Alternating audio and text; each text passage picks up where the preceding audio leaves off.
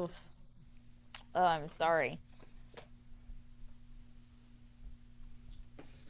Here, I'm gonna put this like right here so that I can. There we go.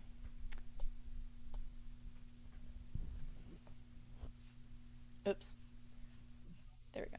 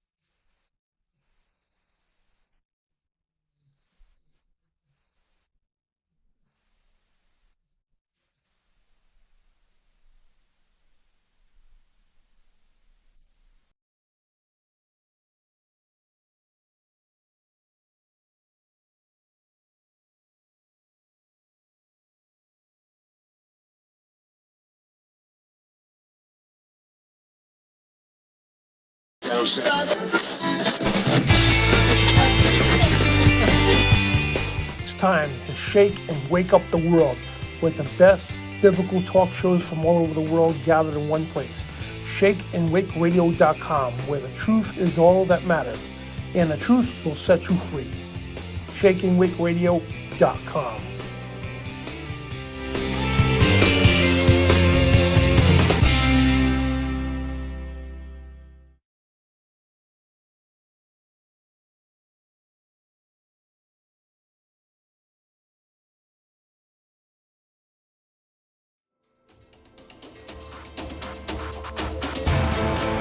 This is not some soulless factory. This is long, quiet days with the Father. This is obedience. This is cold, early mornings, tired, rough hands, and hot summer days. This is quality before quantity. This is where you're not just a customer, you're a client. I don't just work for you, but with you. This is where your ideas come to life. I am Joshua Watts. I love what I do and that I'm able to use my skills to serve our Father and you. I look forward to working with you. This is Joshua Watts Leathercomb.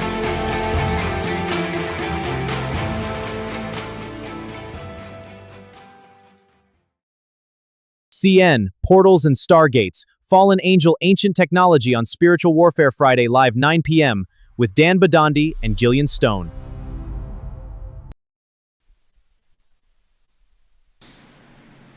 And welcome everybody to Spiritual Warfare Friday. We are live here on January 10th of 2026 with our guest once again, Mrs. Gillyan Stone, fresh off baby number 2. So congratulations to Mrs. Gillyan Stone, second son here. So that's great, man. And this is it's a blessing. You know what I mean? I love kids, and it's a blessing. And thank you so much for joining us tonight. Thanks so much for having me, Dan. I'm excited for tonight's discussion and, just see where the Lord takes us. Absolutely. So we're going to talk about portals. The title is CERN, portals and Stargates, fallen angel technology. We get some biblical and references from the book of Enoch as well. And just like ancient cultures. I mean, all the ancient cultures talked about the gods, they called them because they couldn't describe them. I mean, they were fallen angels. The Anunnaki, how they were able to transport around. And they literally have these stone circles and all that with these intricate designs and everything. And when you look at CERN, the CERN is like the technology today is a mimic of those ancient structures. You know what I mean? And it's not a coincidence, too, when certain governments step in, they find these things, they end up confiscating them or taking them down. There's a lot of stuff that goes on in this world that it's beyond human understanding. You know what I mean? And it's not folklore. It's not nothing like that. This is real stuff here. And we talk about fallen angel technology a lot. And if you go through the Bible, you will learn when the angels fell here, they don't have godly powers. You know what I mean? They don't have snap of a finger to make something appear or disappear. Neither does Satan. But they're very vast, intelligent beings, I should say, and they use technology, and the Bible showed it, all the ancient cultures showed it, how they have advanced technology that they use to get around and all this other stuff. So we're going to dive into this tonight, guys, but before we get going, I want to thank shakeandwakeradio.com for carrying the show on the awesome, amazing network, and also watchleather.com, where your custom leather project becomes a reality. And, of course, EstherJades.com. Discover the power of holistic wellness for your mind, body, and spirit.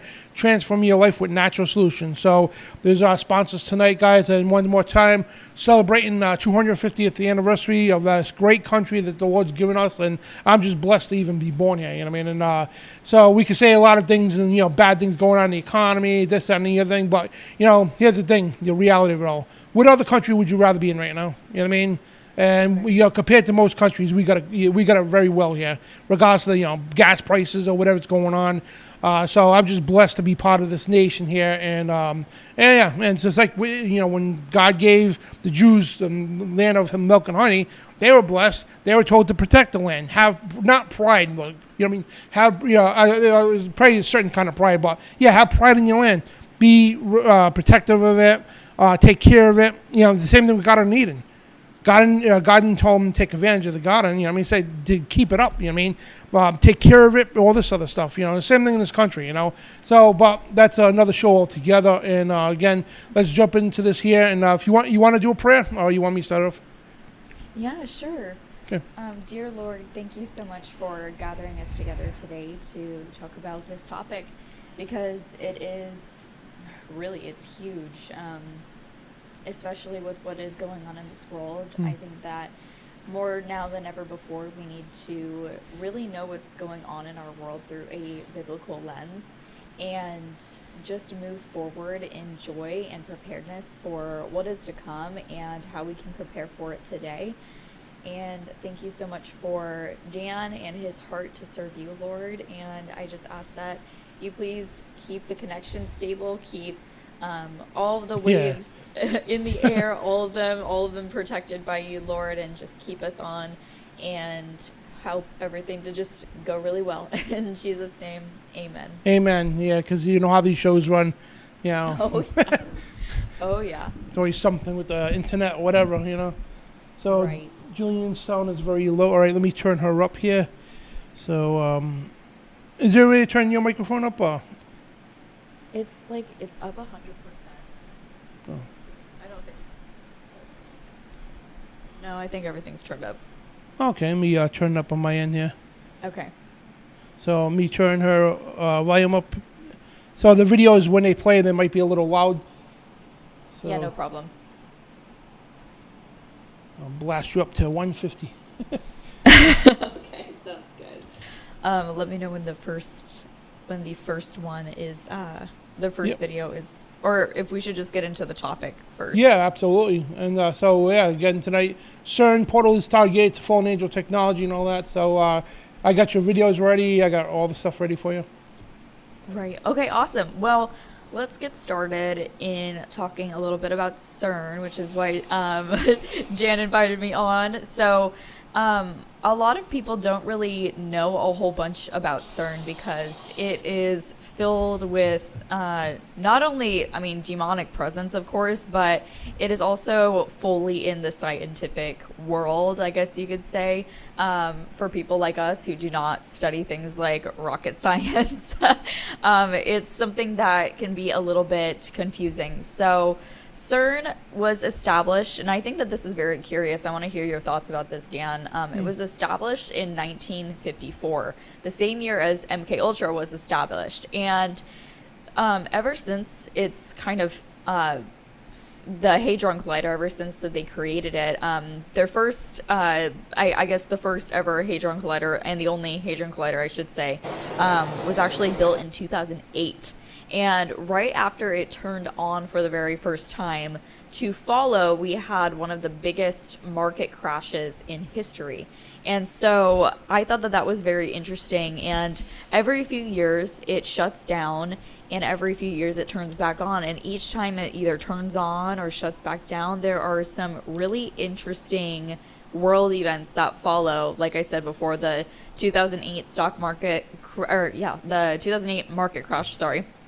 Not stock market crash, but also in, I believe it was 2013, when it shut down again, Russia actually experienced this massive celestial airburst, and they said that it was this meteor. Now, personally, I don't. Why is there a fly on my? Anyways, when this happened, they said that it was a meteor, but I'm not exactly sure of how much I believe in meteors, being a classical biblical cosmologist. Would love to hear your thoughts on that too, Dan. Yeah. But there's a lot of stuff. And then on top of that, at its routine period, shut down between 2018 and 2022. Of course, what happened during those years is we experienced a I guess, worldwide pandemic and or plandemic, whatever you want to say, and that really determined just how little freedom we have around the world. I mean, obviously you had countries like New Zealand or even Australia that just went so crazy and on the lockdowns where people literally, if you left your house, you were in big trouble. Same thing with like China and whatnot. They were insane with the lockdowns during COVID. But yeah, those are some of the things that are really questionable about the kind of coincidence between CERN and all of these world happenings. And on top of that, CERN shut down on July 4th. And so it will not be opening back up until 2030, which is where a lot of conspiracy theorists or truthers like me are really raising questions and awareness about this particular oddity, and are essentially just trying to figure out what all this means, really. Yeah. Now, as you can see up on the screen, that's what CERN is, like a particle collider. And at first they said, when the idea of CERN at the time was like they wanted to recreate the Big Bang Theory, which Exactly. Yeah, and which they couldn't. You know what I mean? Even the scientists said we need to go back to the drawing board on the Big Bang Theory. And the Big Bang Theory is, a Jesuit Belgian priest, Georges Lamartis. He's the one who came up with the idea, and that's why the Jesuits like, oh yeah, they take credit for the discovery of the Big Bang, which is a big dud. You know what I mean? The Big Bang is complete opposite of what Genesis teaches. You know what I mean? So, and it's funny how people say, oh, that stuff, Big Bang Theory and evolution go along with the Bible. Well, first off, if you think that, you don't know the Bible, because it's exact opposite of what the Bible teaches. However, it was a big bust, and we know there was nothing to do. They know there's no Big Bang Theory, the elite, and they know there's nothing to do with that. It was more of a broader agenda behind creating this Hadron Collider. And we, me and Gillyan, especially Brian, we all been on this for day one, and we believe there's a lot sinister mission for this Hadron Collider for portals, and they actually talked about opening up portals and bringing the stuff in, taking stuff out, things all that nature there. So I really believe that is part of the end time significance. Maybe when the key to Abaddon is opened up, whatever the case, you know what I mean, the bottomless pit. We don't know. Could be a bunch of different things. Yeah, absolutely. And I do think that it's the whole entire premise of finding this God particle is very interesting to me, because they say that they're specifically on the hunt to gather what is called dark matter, whatever that is, to basically gain access to create this portal to essentially receive the God particle. And what I think is most interesting is that this supposed God particle, right? They say that God doesn't exist, but they call it a God particle. Riddle me that one. But they basically claim that this God particle can create worlds at will, just like the Big Bang, like Dan said before, which I think is very interesting, especially when we think about, things like, you can get into a various amount of, I guess, conspiracy theories, especially with how the fallen angels are able to move across the world via, in my opinion, portals, as well as things like Bigfoot, how Bigfoot has been able to be hidden this whole time, and there's a lot of theories that Bigfoot can open and shut portals at will. There's even accounts of satanic ritual abuse victims who even describe actual satanic shamans being able to shapeshift into Bigfoot like creatures in open portals. And then even we had Rosemary, who was and I'll say allegedly, but we don't know, but we know, was allegedly the nanny of Elon Musk, and saw him actually open portals at will. And on top of that, we're seeing Elon right now do a lot of things with AI after supposedly being completely against it and its superiority over mankind. He's now fully diving into the transhumanist idea of allowing AI to intertwine with the chip to, in his own words, essentially override the human's comprehension system. So basically override our thoughts and our minds using AI and this Neuralink brain chip. Now, what do you think that sounds like, Dan? Because that sounds a whole lot like the mark of the beast to me. Oh, yeah, yep. Exactly, them grooming us for the mark of the beast, because we understand there's two aspects of the mark of the beast. I mean, you have to take a spiritual allegiance to the beast to worship the beast. Then you get a physical, technological, biometric chip to function in the society. You know, our digital ID, money, and all the other stuff that goes along with it. So it's there's a lot involved. But I mean, it's like they're just here to groom us toward that step. And I really believe the final step will be the so-called alien invasion coming. Revelation 16 talks about this, the great deception, and the Bible warns us, like I have to say all the time, these things are not aliens from outer space. The Anunnaki are actually fallen angels, and these aliens are demons, as the Bible says. So, it's all connected here, because opening gateways and portals, because you got to understand these things are interdimensional. So all this stuff goes one hand in another, and that's what we all cover. You know, I mean, all this facets of this whole New World Order system, this technological control grid. And there's a lot involved, like I said, but we need to try to break it down, understand it, and so we ourselves don't be duped by it. Right. Yeah, I 100% agree with that. And I think one of the most important things to realize too about agencies, companies, etc., like this, is that it's all very rooted in religious systems, and a lot of people don't really seem to understand that. I know that this audience probably does understand that very well, and so I think that I mean, I don't know if many people have even seen most of the feeds of the opening ceremonies of CERN, which is why I wanted to send you those videos today to kind of check out for the audience, because it really is jarring when you think about it. Because even if, say this was all mumbo jumbo, and say that the conspiracy theorists were absolutely crazy for suggesting that this was occult and this was demonic, etc. Why incorporate the demonic into your opening ceremonies every single time you essentially power on or like literally power on this Hadron Collider? Why all of the theater, the demonic theater, and why even a need for an opening ceremony? You know, like if it wasn't religious, why even incorporate an opening ceremony? Why not just power it on? I mean, this is science, right? This isn't theater, unless it was something a lot deeper. And then when you go through the video, we're going to show you there's multiple cultures doing rituals. I mean, we've showed certain African rituals. They're satanic, literally. They're voodoo rituals and all that, which are being done in here. I noticed some rituals from Egyptian-type rituals, too, from the Book of the Dead and all that, which is in here. It's crazy, man. And just watching this, and I'll go to the feed if you want me. Yeah. Let's start with the one that's captioned Summer of 2016 in Switzerland. I think that one would be, like, super interesting for people. She joins us now watching the ceremony. I was just saying there, Imogen, this very enjoyable spectacle with dancers, and I presume some people that have taken part in the project as well, shows just how immensely proud the Swiss are of this tunnel for so many reasons. Here we go. Yeah, you're good. Yep. Oh.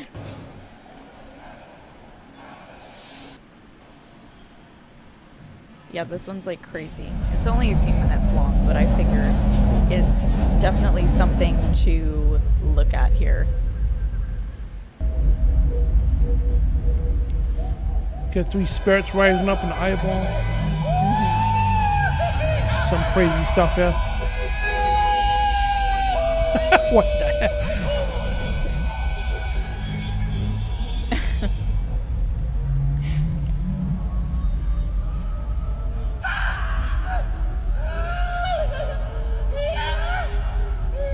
Yeah, it's insane.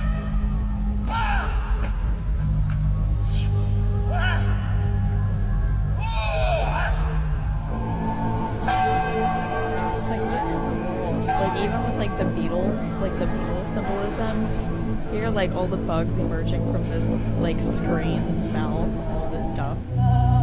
It's like reminding me of like Lord of the Flies, like the Beelzebub type thing, or Beelzebub.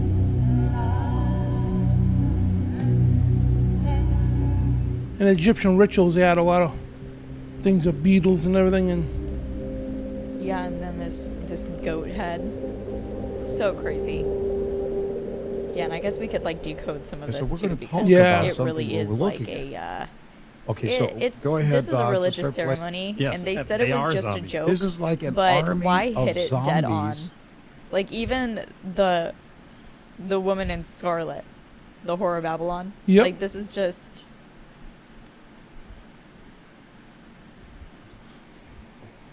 yeah, some crazy stuff. Yeah. Oh man. Yep, that's the end of that video. Yeah, wow. And we got the whole videos we could go through too, guys. Just wanted to show you a gist of it. And that's some crazy stuff. And if you actually think this is, because the average person will be like, wow, what a show. And they have no clue what they're seeing. You know, it's like with the Super Bowl shows, the Olympic ceremonies and all that. People think, oh, it's a show, right? But you see this Dark Lord coming out of the middle of the field, people pointing with triangles and all kinds of crazy stuff, man. And they're applauding what they're saying because they have no clue what they're saying, you know? Yeah, I mean, it's just like it's so in our face that like you're left wondering if it was a joke, but it's very obviously not a joke. I mean, like the first few seconds that played of this clip, I mean, behind in like this green screen type background, there's like this swirling circle of eyes, which is interesting because like you think of the all-seeing eye, but I don't know about you, Dan. Do you agree with this? It kind of reminds me of like an Ophanim of like what Ezekiel saw. Oh yeah. Your giant eyeball with the. Exactly, yeah. And so as we know, if there were good Ophanim that Ezekiel saw, there are surely evil Ophanim that we saw, or that they see as well. And on top of that, like rolling out in this same like kind of scene, you're seeing these people with like clear veils over their heads, and you're seeing like this goat come out, and it kind of like reminds me of like the Souls of the Damned type scenario, and you're seeing like this goat head. And what's interesting is I noticed that all of these people who had these like clear veils, they sort of looked androgynous, and so it almost seems as though the identity of this Baphomet character that's walking down is kind of like this identity theft. And when you get the idea of like CERN in general and the way that they are after this god particle, this basically this world creator, essentially this portal creator, you think, you know, how is it possible that they, you know, don't believe in God, that they believe that God is not real? And it's sort of like it aims at the lost to kind of steal the identity of who formed the earth and who fully created it. And I think that it's just a major scenario to really ponder when, you know, I mean, to be honest, we're being completely gaslit about CERN, and CERN, the creators of CERN, they want us to believe that this is all just a joke, and it's totally not, because you get like 11 seconds into this clip that, like the first clip, and you're seeing this like baby head emerge with like these devilish wings, and it's indicative that they're like ushering in this Antichrist figure, because how else is this, you know, spawn? It's like literally like a spawn of Satan is like what they are basically saying that this Hadron Collider is capable of doing. And I really I get the heebie-jeebies of this, because like, how could you joke about this, you know? Yeah, that's insane. And I can show you actually through some of these rituals here too, if we skim through. So as you're watching this here, there shouldn't be no copyright on here, but everybody else uses it, so I think we should be able to use it here. Yeah, this is public domain. All right, so you're seeing some of these rituals going on. Half-naked men, looks like an LGBT pride parade going on over here, discussing stuff. And you got this weird big head creature with apparently angel wings. Looks like the village people did. Now right here you got this. This is actually an African ritual in voodoo. Then they have bales of hay that literally like sometimes it's people in there, sometimes it's actually demons. Yeah. And this one here is more of Celtic rituals going on over here. So as you see, it's multi-diverse cultures taking part of the ceremony. And here too, I think it's a mix of African. Yeah, and you're seeing like the satyr symbolism as well. Yep. Which, like, in hindsight, when you think about it, like the satyrs mentioned back in Isaiah, like this was before Greek mythology was like, you know, written into place. I mean, you think about the history of the Old Testament and how far back it goes in the way that they describe certain creatures. And it really just puts into the perspective that pretty much every culture is the same. It just has different names for each god and each different, I would say, mythological creature, whether it's, you know, a satyr or a siren or and then in this video right here, you're seeing like literally the Shiva, the circle of chaos that they're, oh my gosh. And then Mother Teresa. Wow. The face of Mother Teresa. Look at this up here. You got three spiritual. I was like looking at, I'm like a little bit far back, so I was like looking at everything. But you're seeing so much symbolism of not only the biblical side, but also the pure religious factor of the occult. And really, you have to keep this in mind when we're thinking about end times, because I think that we're in a time, and in the chat, like, you know, tell me if you relate to this. And Jan, I bet that there's a level you could relate to this too, because I often wrestle with this idea that we could possibly be in the end times, because I guess it's just human denial sometimes. I think we but are. at the same time, I'm not stupid at the same time, so Yeah. of course I'm preparing. But it's just so in our face that it's happening, that it almost seems like you don't want it to be real. And these are the times where we need to remind ourselves this is very real. And man, like I had like a mini freak out today. I'm not kidding. I had like a little mini freak out because of just everything that is going on. I mean, wars. We're seeing this CERN thing that we're talking about. We're seeing the rise of AI and how it's going to take over. We're seeing celebrities just push this system. And on top of that, we're seeing the church even like accepting AI. I read this statistic like a month ago, I would say, that the most religious people right now are the highest users of AI.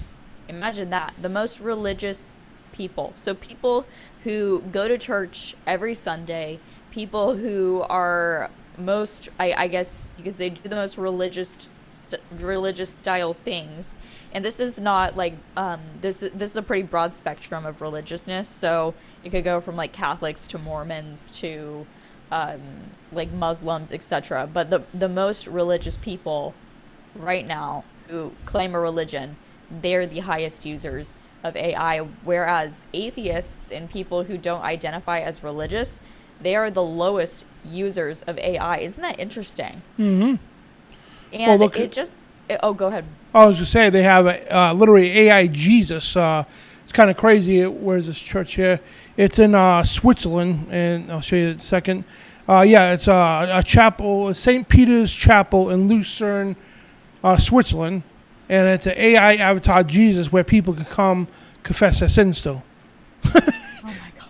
Imagine a church endorsing that instead of telling people, hey, you don't need to come here. You can just talk to Jesus in your car. You can talk to Jesus, walking down the street. You don't need to go talk to a machine to confess sins. Wow. It's pretty crazy. It's kind of funny to look. Lucerne, Lucifer, Switzerland. Yeah, it's weird. Interesting. And you said this is a Catholic church? Yep, St. Peter's and is this AI, is this in like a confession booth? Yep, Jesus sat in the confessional booth to offer visitors theological and personal advice. Oh my word. I had no idea about any of this, and this is certainly news to me. Let's just say that. Wow. So that's where we're going. It's just so manipulative. Yep. It's so manipulative of people who are just spiritually blind, and let's just put it like that. I mean, I don't mean to be cruel or rude when I say that, but it's just, you're spiritually vulnerable. You're looking for someone to turn to. And the idolatry is so powerful that you can't go to prayer by yourself. You need to access AI to get a personal feel with Well, look Jesus. at this one. They got a whole website, thejesusai.com. I just seen this. Yeah, and I actually got offered a brand deal. I will say I got offered a brand deal where people could essentially speak with the prophets, the Virgin Mary, Jesus, etc. And I was so appalled at this, and I said, listen, like, I can't do this. I can't do this for a plethora of reasons. It is so wrong, and it is like, it's literally blasphemous towards, I mean, Jesus alone, but then to basically try to have conversations with the dead in general, and as if AI, like the entity, isn't already like a demon when you are asking it personal questions like that. It really just goes to show that the vulnerable are being preyed upon so much right now. And this is just becoming normalized. This stuff is totally becoming normalized. People are becoming desensitized. And to be completely honest, I really do believe that it's because of rituals like CERN, like the public display of occult rituals, that stuff like this is becoming normalized, because they're so desensitized to something not normal that it kind of just becomes normal and becomes okay and becomes kind of just like the default thing to do. Well, a lot of people also attribute the Mandela effect to CERN as well. That's what I heard anyway. You know, I saw that too. Personally, I hadn't had any sort of Mandela effect of any kind happen, but one of like the biggest things everyone's been having like internet connection issues lately. Like everyone has, including myself. Like I had weird internet connection issues over the past few days, and like leading up to CERN's like power down. And I asked my husband, I was like, have you noticed something? Because like I try to bait him into things like this, because I never want to be the kind that's like, CERN's controlling our internet or anything like that. But I was like, Matt, have you noticed that our internet's been acting a little funny? Because apparently that's like a symptom of CERN's like power off right now. And yeah, my husband isn't exactly as truther minded as I am, so I'm like the radical. I'm a radical in my family. I'm the black Same with sheep. me too. My wife is like, she don't want nothing to do with it because that's all. Yeah, I don't want to hear nothing. I'm like, all right. I know. For me, it's just like basically my mind is a bunch of like red string and pictures and connecting all of the lines together to form one big equation. Yep. Yeah, that's me. But yeah, it's one of those things, you know. It's one of those things that eventually even the people who want to keep denying it can't necessarily deny it anymore. And it really is like, I mean, this is not talking about my husband in this scenario, but in a lot of ways, I find that more people now, the reason why they are ignorant still is because it's like a coping mechanism to what is currently going on, and they prefer to believe the lies that are being kind of fed to them about all of this stuff.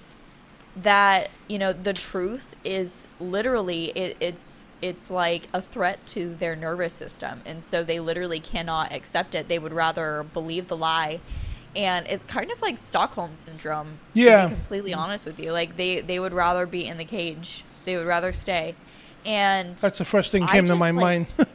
I know. And, you know, maybe I have some sort of Stockholm syndrome of a form. I think maybe all of us do in a way, because when all of this is happening so fast, just like Jesus said it would, like it's coming like a thief in the night. Yep. It's kind of hard not to have like shell shock and like whiplash. Like, whoa, okay, war is happening, then CERN, then AI, then all of this like revelation stuff, then earthquakes and tornadoes and tsunamis. Well, not to say tsunamis. Please no tsunamis, Jesus. Please protect us from tsunamis. But you know what I'm saying. It's like we're like, I mean, I'm honestly expecting Yellowstone to just blow up next week at this point, because it like all of this stuff is happening at such a rapid pace that like it's kind of like I keep finding myself missing, you know, the good times and wanting to make as many memories as possible right now, so that we can like have things to look back on and, you know, remember how good it really was, even in the midst of all of this. And on top of that, like I've been really just walking with the Lord on that, because there comes a point where, you know, sometimes that fear can really take hold, and you know, the Bible tells us not to be afraid.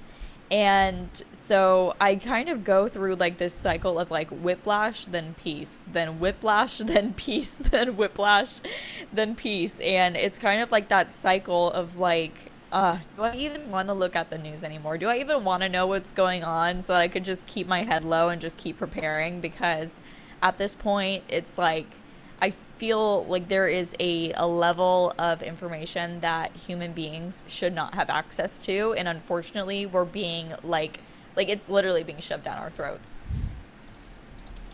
Yeah, now this next one here too, it's a little weird too. So we'll go back to the rituals here. So it shows Mother Teresa and 3 spirits rising and going into a portal. So let's play this for a minute. So it's Mother Teresa, a portal, obviously a wormhole opens up. 3 spirits rising, look like female spirits. And they're just floating about and turns into an eyeball, I think, right? Yeah, it actually does remind me of what is called the Matriarch, the 3 woman like spirits that are rising up, like the maid, the mother, and the crone. Like that's kind of like what it reminds me of, and the fact that they're like dressed as nuns too. There was actually a Roman goddess named Vesta, and that's where like the Vestal virgins came from, where they would like dedicate their lives to essentially what nuns dedicate their lives to today. Like they wear all of like they wore like the clothings back then.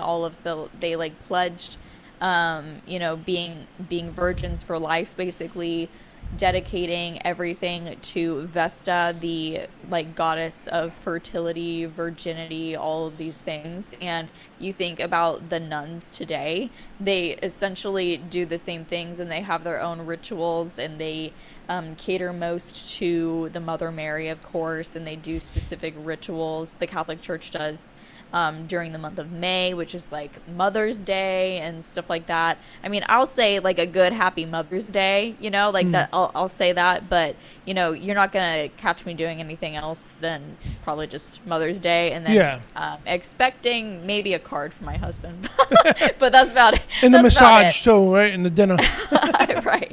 right, exactly. I mean, my Mother's Day was spent having to be less than a week postpartum and cleaning up vomit and unspeakable bodily fluids because my family had food poisoning. So that was my Mother's Day. So that was amazing. That was a great experience that I never want to live again. But yeah, I spent Mother's Day being a mother. And but yeah, the idea of the maid, mother, and crone is so interesting to me because I was actually in Pisa last year, and I was in one of the cathedrals, and I noticed this sculpture, and there was a young woman. It was like a triad. There was a young woman who was like obviously naked nunu, like totally like clothless, and then there was another one that looked like a mother figure that was holding 2 babies, which symbolizes Romulus and Remus. I mean, I was in Pisa, so very textbook Roman pagan architecture. But why was this in a Catholic cathedral? You tell me. I mean, I know the answer, but and then on top of that, there was like this older woman, and she was holding a lion by its foot, and I was like, no way. This is that is symbolic. That is actual Roman paganism here. Why is this in a Catholic cathedral? In the same cathedral, mind you, there was it was kind of like a memorial per se for a previous pope, and there was kind of like this fireplace type structure, and on each side of the pillar of the fireplace there was, I kid you not, this goat head that had a fire, like a flame with 3 flames coming from its head. And like the textbook picture of Baphomet, right? Yep. That's immediately, I mean, it would take like a crazy person not to say that is like the exact same thing that they were seeing right there. Yeah, because I seen an image of Baphomet like that with a flame coming out.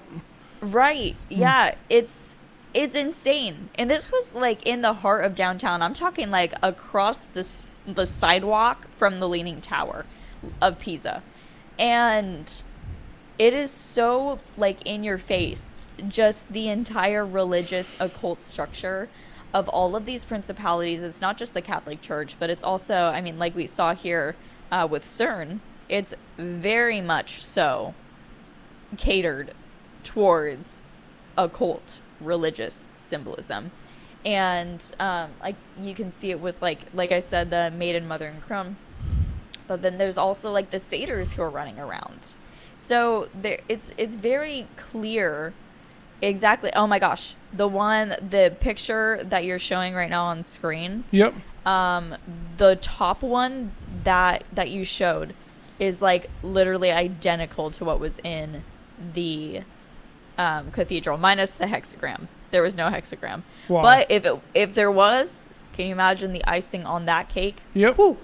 Yeah, that would have been crazy. But yeah, it's totally insane what I saw there. And there's even like outside in the courtyard right next to the Leaning Tower, there's this sculpture of this angel that's like in the ground, and the sculpture is called Fallen Angel. And it's this sculpture that's like halfway like buried in the ground, and there's like the head coming out and like the angel. What's the name of that place again? Pisa, Italy. And you could look this up right now. Like you could look up Fallen Angel statue or sculpture in Pisa, Italy. And oh, there it is. Not, it's one of the most interesting and telling sights, because it shows you what the heart of the Catholic Church truly is. Because why would they put that? Like, they're religious, right? They're so religious and they do everything for God. Why would they put such evil looking sculptures in there? Like, do you see that? Is that not insane? And I walked right next to it. You're not allowed to like go in the grass or anything, but I walked right next to it, and I was looking over to my husband, and I was like, what is going on here? Why on earth? And then that cathedral right behind, like where the fallen angel is facing, that cathedral where the fallen angel is facing is the cathedral that also had that maiden, mother, and crone symbolism. And just it really just puts into perspective a whole lot. It makes me wonder, Pisa, Italy, Fallen Angel. Oops, Angel, not Angel.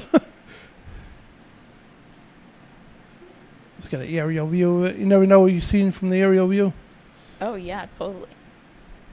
And I really enjoyed going to Italy last year. I keep telling Matt we need to go back, because there's so much, like, not only is there so much church history there, like so much happened in Italy in general, just with just the evangelization process, you know, the whole story of Jesus. Oh, you see that cathedral, the cross shape and everything that's there. And it kind of like reminds me more so of a key. Oh yeah, you can see it. It's right there. Oh, well, it's supposed to be there. Oh wow, it looks so familiar, doesn't it?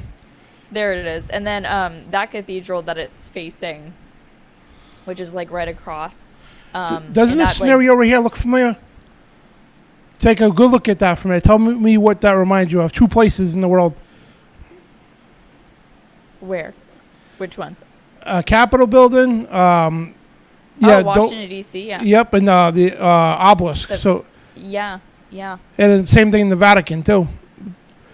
Oh yeah, absolutely. And that oh wait, hold on. Was it the Circle Cathedral? I could be wrong. It's either the circular cathedral or the one that looks like a cross. That it was either one of those. I have to think about which one it was that had the maiden, mother, and crone. But if you look at the pictures, I'm sure that you could see it. Yeah. There's like this big. It looks kind of like a gazebo almost, but a gazebo that's made out of like marble sculptures. And what's interesting is inside that there's more like pagan symbolism than just the maiden, mother, and crone that was there. There's also I believe that I talked with you, either with you or we did some sort of FOJC collaboration where we talked a lot about the like Lupercalia and the Luperci and like the rituals of like the Wolfmen. but there is literally a depiction that they call John the Baptist, where this guy is literally like naked, but he's covered with this the skin of a wolf, and it's like it's very clear that it's like the Brotherhood of the Wolf, the Luperci, that you're seeing. It looked like that ritual we were just watching too. Yeah, exactly my point. Actually, the next point right there. So there's a guy covered in the skin of a. Well, no, that's not a wolf. That's a goat. Goat, yeah. Yep, either or. It's Yep. like it's either a goat or a dog that they sacrifice and wear. And actually, February actually came from a ritual that they would do where they would make these like underwear made out of the skin of the sheep or the dog, or like the goat or the dog that they would slaughter, and it's called like Februa, and that's like the root word of February. It comes from like the underwear of the sacrifice of the Luperci during the month of February. Isn't that interesting? Yeah. There's a tunnel right there. It's kind of crazy. Yeah, there's absolutely nothing new under the sun. Yep. And it's like when you look at the symbolism here, and then on top of that, me and Tina today, we were just recording a new video that'll come out next Wednesday on the FOJC channels. I believe that she's also posting it on her channels, and as soon as she posts on her channels, I'm going to post on mine the same exact video. But we basically talked a lot about this prophecy of this boy in Mexico that was basically unraveling like this judgment prophecy where the Catholic Church was basically implemented in a lot of it, and the way that they're actually, like, especially the Pope is so friendly towards AI right now is actually shocking in a way that like you would never expect for someone who is of like that level of religious leadership to be so friendly towards AI and want to work with it.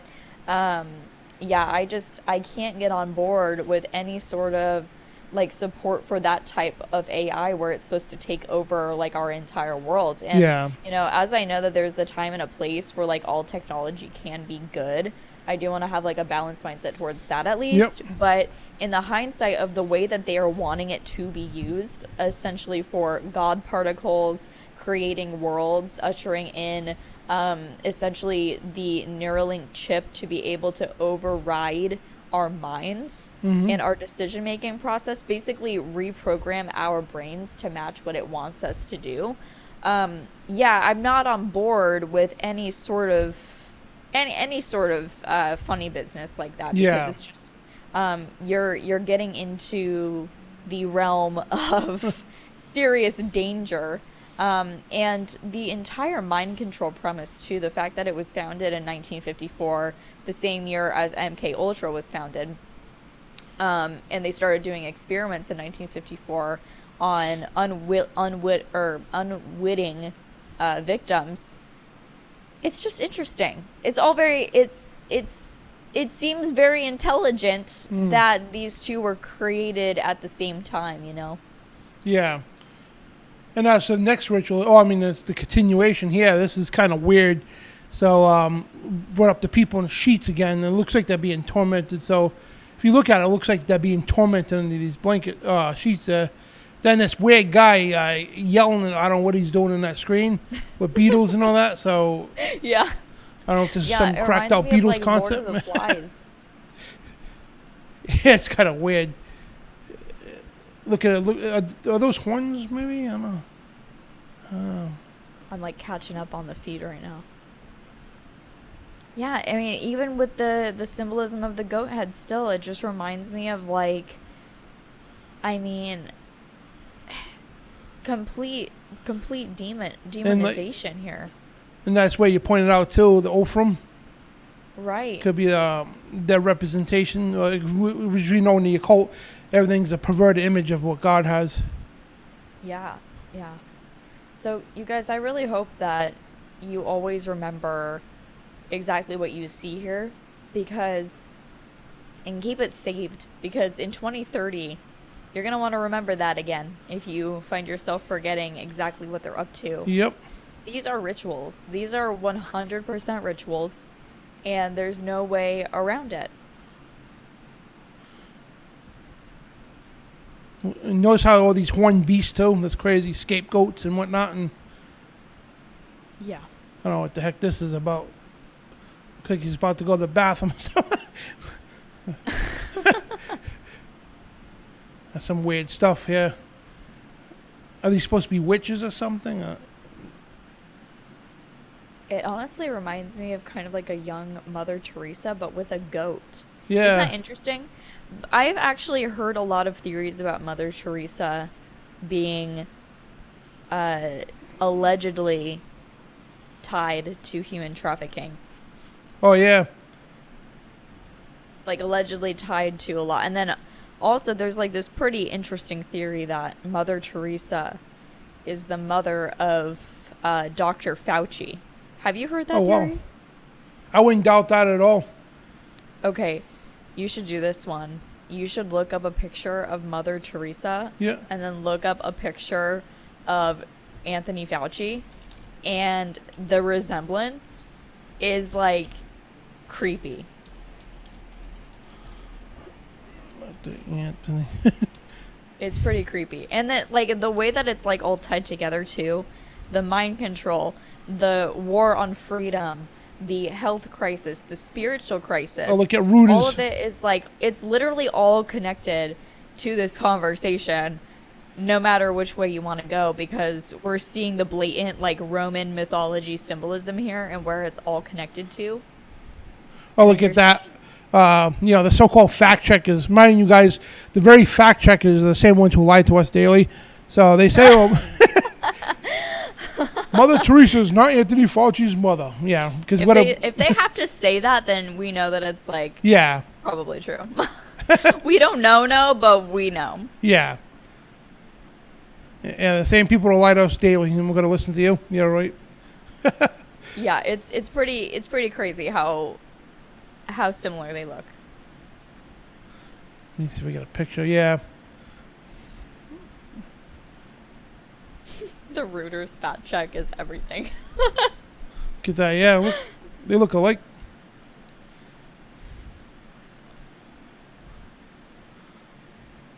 That's a picture of them together. You'll see it pop up in a second. Yeah. The X post. Oh my gosh. Yeah, there it is. Right there. Yep, that's it. There's a lot of pictures too of like Tony Fauci like in his old age now versus Mother Teresa, like back when she was also elderly, and it's very interesting to see the resemblance. Of course, allegedly. I wouldn't doubt it at all. I seriously wouldn't. Yeah. So, I mean, when you look at all of these connections as far as like the tie to CERN and everything that's kind of gone down in this world, between the religious occult connection, the symbolism there, you look at the world crises that revolve around this, whether it's literally celestial, like we talked about the Ophanium, right? Or it's like a financial crisis, which we're kind of seeing with like AI taking jobs and whatnot and causing all of this type of crisis. We're seeing like the health crisis, and we're seeing the connection to COVID and all of these other things. And also you're seeing the religious aspect to it. And so it kind of is really, I mean, this is like what I'm talking to you about, like whiplash symptoms, where you're seeing all of these things go together and all of them make exactly so much sense when they're all piled into the same kind of category. Yeah. And really, it's just something that we should really look out for. It is. And you've seen this other, the rest of this ritual going on. It looks like ancient paganism, like with them merging with the trees and stuff, nature. And you can see it pop up here. And like as you all seen here, looks like a variety of different rituals. Yeah, definitely seen African, some Egyptian. Now looks like old like paganism here. Yeah. I don't know what this is here, but some weird stuff. That kind of reminds me of like just classical like tree worship. Yep. You know? And what's interesting is like the way that the tree was like upside down kind of reminds me of like the nervous system. Yep. And the way that it like that they are kind of walking towards this upside down tree that has all of these like almost like nerve endings. And then on top of that, you're seeing these men in like the orange suits that are like, hey, it looks like a NASA space station video. Yeah, Cables. it's so weird. All of it is so weird. Yeah, it's just like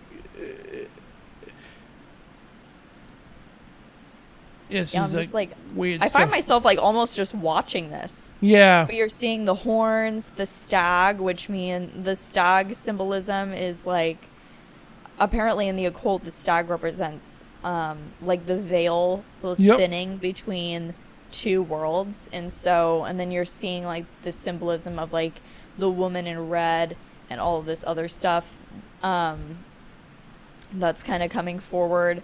And it really just goes to show that they are essentially trying to do just that. Like they are trying to thin the veil between this world and the spiritual. And I think that that's what they truly are doing, and what they're truly striving to accomplish is essentially allowing for the Nephilim to return, in my humble opinion, through the creation of portals. And we know that there are portals accessible in the waters, there are portals accessible in the air, and also in the earth. And so there's a lot of ways that we can access Sheol. And I think that once they are able to kind of crack that code, we are going to be in for a very real, it's like the spiritual becoming physical. And that's something that I don't think a lot of people who are in this modern day and age and aren't used to. Obviously, I'm not used to that. If I saw like for instance, like a satyr coming out of the ground, I don't know what I would do. I don't think I would be too excited about that. Yeah. And these are nothing new under the sun, guys. These things go for thousands of years here, as we talked about at the beginning of the broadcast. And these are ancient portals. It's crazy stuff, too. And all the ancients talked about this stuff. Beings coming in and out of these things. And hundreds of ancient cultures that didn't even know each other have the same thing, descriptions about these. And it's where the movie Stargate comes from. You know what I mean? They got it off these ideas and all that. So all the movies and TVs you've seen, even on Minecraft, right? You can make portals in Minecraft. And it all comes off of real stuff. These ancient Stargate portals and everything else. And it goes back thousands of years. And some of them have intricate designs with symbols and everything. Like this one here. I know this is probably an AI creation one, but that's what they generally look like. They have certain symbols and everything that line up with each other. Yeah. And if you look at CERN, CERN's no different. It's just like, let me get the CERN here real quick. These are some of the CERN. Look at that. Wow. But using like modern day technology. It's no different.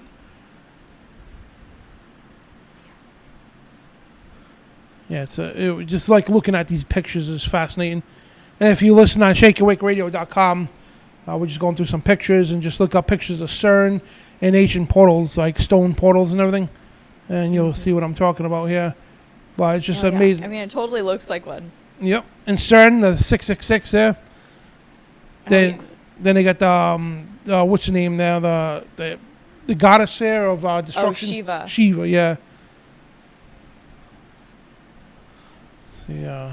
Shiva. It's right out in front of the building too. And look, she's standing in the portal. Oh yeah, absolutely. Yeah, well, thank you so much, Dan, for having me on to talk about this, because I think that a lot of people need to be looking into it. Yep. And doing research on exactly what they're doing. taking a look at the religious aspect of it all, yeah, the Shiva goddess is no joke, because Shiva just happens to be the goddess of chaos. And so, I mean, that's how they get order. They believe in order out of chaos. And that's what they're trying to do. They're trying to stir that up. I mean, we got that with every single disaster that CERN, that happened around CERN's startup and shutdown is literally chaos. And what did the government do after every single time that it started up or shut down? They took more control over the freedoms of Americans and also worldwide. So, yeah, it's something that as Christians we need to be preparing for right now. And I think, I mean, the word of the Lord that he gave me at the start of 2026 was, it's time to get prepared. It's time to start that action where we are actively getting prepared for what is to come. So, but yeah, thank you so much, Dan, You're welcome. for everything and for allowing me on your show and catching up a little bit. So, big question. Are you going to the Invading the Darkness conference? In August? Yeah. Unfortunately, no. Matt is touring, but I wish that I could. I really do, because it would have been so fun, and I loved SpiracyCon last year. So I really, really hope that there are more opportunities that come. I know that there's something for Passover. Idaho, I think, right? I think Oregon. Yeah. That there's I would say there's like a 50% chance that I'd be able to go. Nice. It's like a coin toss of like what I'd be able to actually make work. But yeah, please guys, it's a free event. Please visit the site and sign up for it, because you are going to absolutely love what David is planning. He's told me so much about this event, and you don't want to miss out, like I am, unfortunately. I'm going to be living vicariously through you guys able to come, but yeah. Well, if you want, when we get there, I could somehow try to pipe you in through Skype or something and say hello to everybody, and somehow work that in. Yeah. And guys, this is something you don't want to miss, because every time we have these conferences, people say, oh man, I should have been there, because you see the pictures, you see the videos. They're doing more baptisms. We got over 100 people, I think 150, 160 people already signed up. So if you want to go, it's free, guys. I put the link in the chat room, and it's also in the description. And Invading the Darkness, so it's 2 days. As I'm one of the speakers, so is Brian, so is David, some other people. We got some all kinds of things going on. You know, baptisms and little special events, music playing. It's going to be pretty cool. So just sign up and put your name, and if you got family members coming, you want to be baptized, whatever the case, or if if you're new to the faith, we could definitely help you out, all kinds of things. So it's going to be pretty cool. And I'm going to be doing another a seminar on demonology, basically, and what we could do today in the modern day, especially with the so-called aliens coming. I'm going to be talking about that stuff too on both days, so it's going to be really cool. And Brian, you never know what Brian's going to be talking. I love Brian. Yeah. So you never want to miss what Brian has to say. It's funny, good stuff too. Yeah, I mean, I love Brian. Yeah, awesome. Well, thank you so much again. You're welcome. And I don't know, are you going to keep streaming, or should I just I could hop off? Yeah, you look tired too. Oh my gosh, I've been up since 5 a.m. Oh, all right. So get to bed, you. Yeah. I know, right? I'm an early bird. But thank you so much. You're welcome. I'll see you in the next episode and whatnot. All right, we love you guys, and God bless you. Bye. Bye. So Miss Gillyan Stone, everybody, and awesome broadcast today. Let me get my screen all popped up, and it was an honor to have her on, like usual, and good stuff, man. And we love having her on. She's like so full of wisdom, very young too, and you believe she's only in her 20s. You know what I mean? Already in her 20s, and she's got wisdom of a 100-year-old. It's great. So God bless her and her family, and her second kid now, and God bless her. So. Good stuff. So anyway, we're not done yet. We're going to want a couple more things I want to go over real quick here before we get going. We're going to take phone calls tonight. So again, the registration form's right there, and Invading the Darkness. If you go to FOJCradio.com, click on special events right there, and it'll bring up to the form here, all the information, the hotels in the area, and the hotels are pretty cheap too. You know what I mean? In Kentucky. So good stuff. He has the hotels and everything else, the comfort inn suites and all that, and camping areas and all that good stuff. So we provide all the information, and just again, it's free, but you need to sign up. So if you're bringing your whole family, you don't have to do a bunch of sign-ups. Sign up once and put your family members who are coming, kids and everything else. It's definitely kid-friendly, so just get there. It's one of those things you just got to go. Get in a car or on a plane, whatever, just go. Don't question it, just go, and when you do, you'll be like, wow, I'm glad I went. And there's a lot of people, too, that just randomly went last time. Just randomly went, so I'm just going to go. And they made the commitment to go, and they had the time of their lives. You know what I mean? So that's what it's about, man. The fellowshipping, just bringing everybody together in person, instead of looking online, Nanette and Charlie and Debbie and so on. You know what I mean? Like, we get to meet each other in person. You know what I mean? It's great. And have a great old time. Like David Carrico, his favorite word, hootie bop. It's got to be a hootie bop. I love David. He's awesome. And Brother Brian, it's always a crazy adventure with him, man. Like, every time me and him get together, the craziest stuff happens. It's like, talk about portals and everything else. God knows what happens. Yeah, every time. We went to the last one there. It was crazy. The Passover event. We were trying to get to one of the Stonehenge places, and Brian's GPS was going crazy. So the place was like 15 minutes away. It ended up bringing us 45 minutes around the area for whatever reason we don't know. Trying to get back was another nightmare. Yeah, it was crazy. But yeah, every time me and Brian get together, it's just one of those things. It's like, it's funny stuff though. It's memorable. But yeah, there's CERN here, and so they're shutting down, I guess, till 2031, like Gillyan said. And if you want to look more into CERN, go for it. But yeah, they're official again. When they first came about, they said, we want to recreate the Big Bang Theory. That was the idea in Geneva, Switzerland there. We want to recreate the Big Bang Theory, and mind you, right, the amount of power that goes into this thing. And again, there was nothing about the Big Bang Theory at all. I mean, the symbolism is right in your face, literally. So we get, Genesis 6, we go over this all the time, when the sons of God, which is the angels, saw the daughters of men, and they were feared, and they took them as wives which they chose, and they had children with them. So we covered this a million times, so we don't have to go through this again.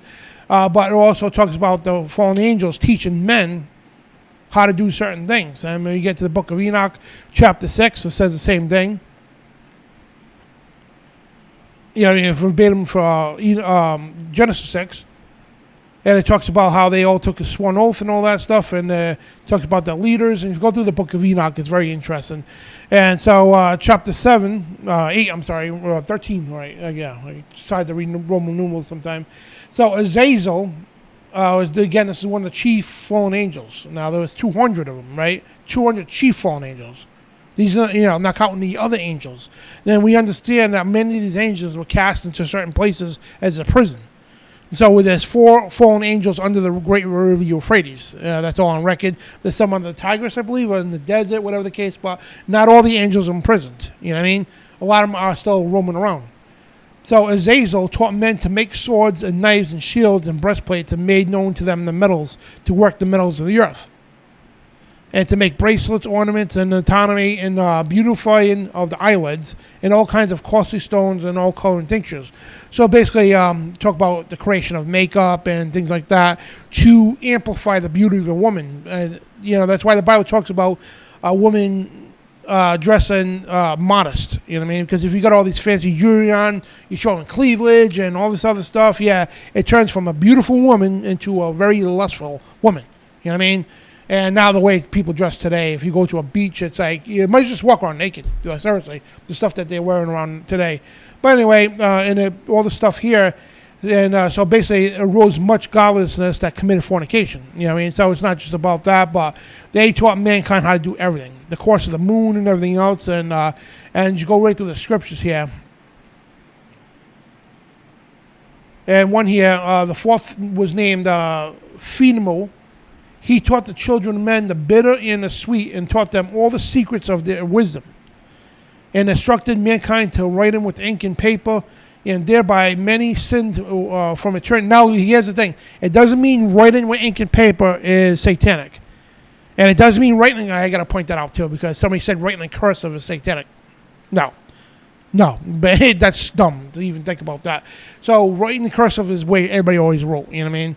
It's just like, but it doesn't mean these things are satanic. But the way they taught it.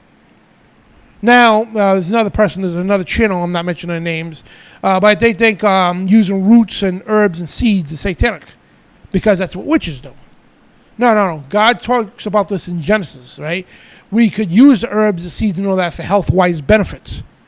But the witches, okay, and the fallen angels, they use these things for a sinister point of view. They try to use it from spells and all this other stuff. You know what I mean? But to use these things in a healthy point of view, like the stuff on EstherJades.com, it's the Bible backs it. You know what I mean? We're supposed to use these elements of the earth to help us. You know what I mean? But again, everything the occult and everything the angels taught mankind, they took things of God and put that perverted twist to them. And now with the technology, yeah, they taught mankind how to build cities. Now, if you go look at all the ancient cultures, right? They have the mythology. I don't call it mythology. I call it history. Like Greek mythology is still taught in schools today. And they get to the little Romans, the Aztecs, the Egyptians, all that. All these cultures, a lot of them didn't even know each other.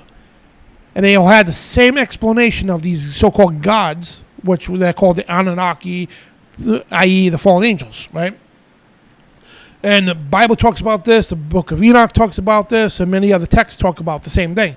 And so they taught mankind certain things. And today's world, right, when we bring up the alien stuff, right, and the alien technology, you think here that this touchscreen technology on a phone, you think any of that is off the creation of a man or out of an imagination? No, not at all.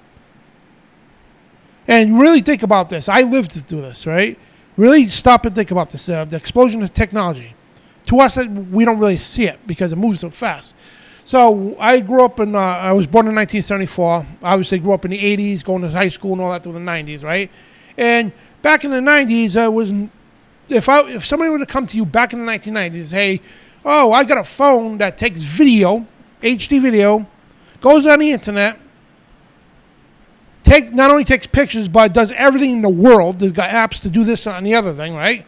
Probably an app to even go to the bathroom. Who knows, you know? If somebody would have told you that, and right here on my phone, right, I got my cameras in my house. I got apps on my phone. I got sets of cameras on my house. I could click that button and boom, see my house. And go, right here, the front yard, right? Lifetime. I could do that, right? So if somebody was to come to you and, the social medias, I mean, look at all the apps we got, right?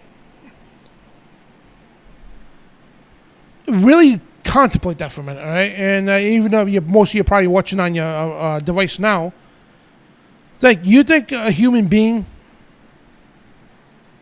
come up with something like this? No. This is fallen angel technology. It's not if it is, or it is, plain and simple. And the thing is, too, this is iPhone 17, 16. All right. Get confused, yeah. So, it's a 16. The 17's out now. So, using this comparison, even the newest one right now, the 17, is nothing compared to what they got.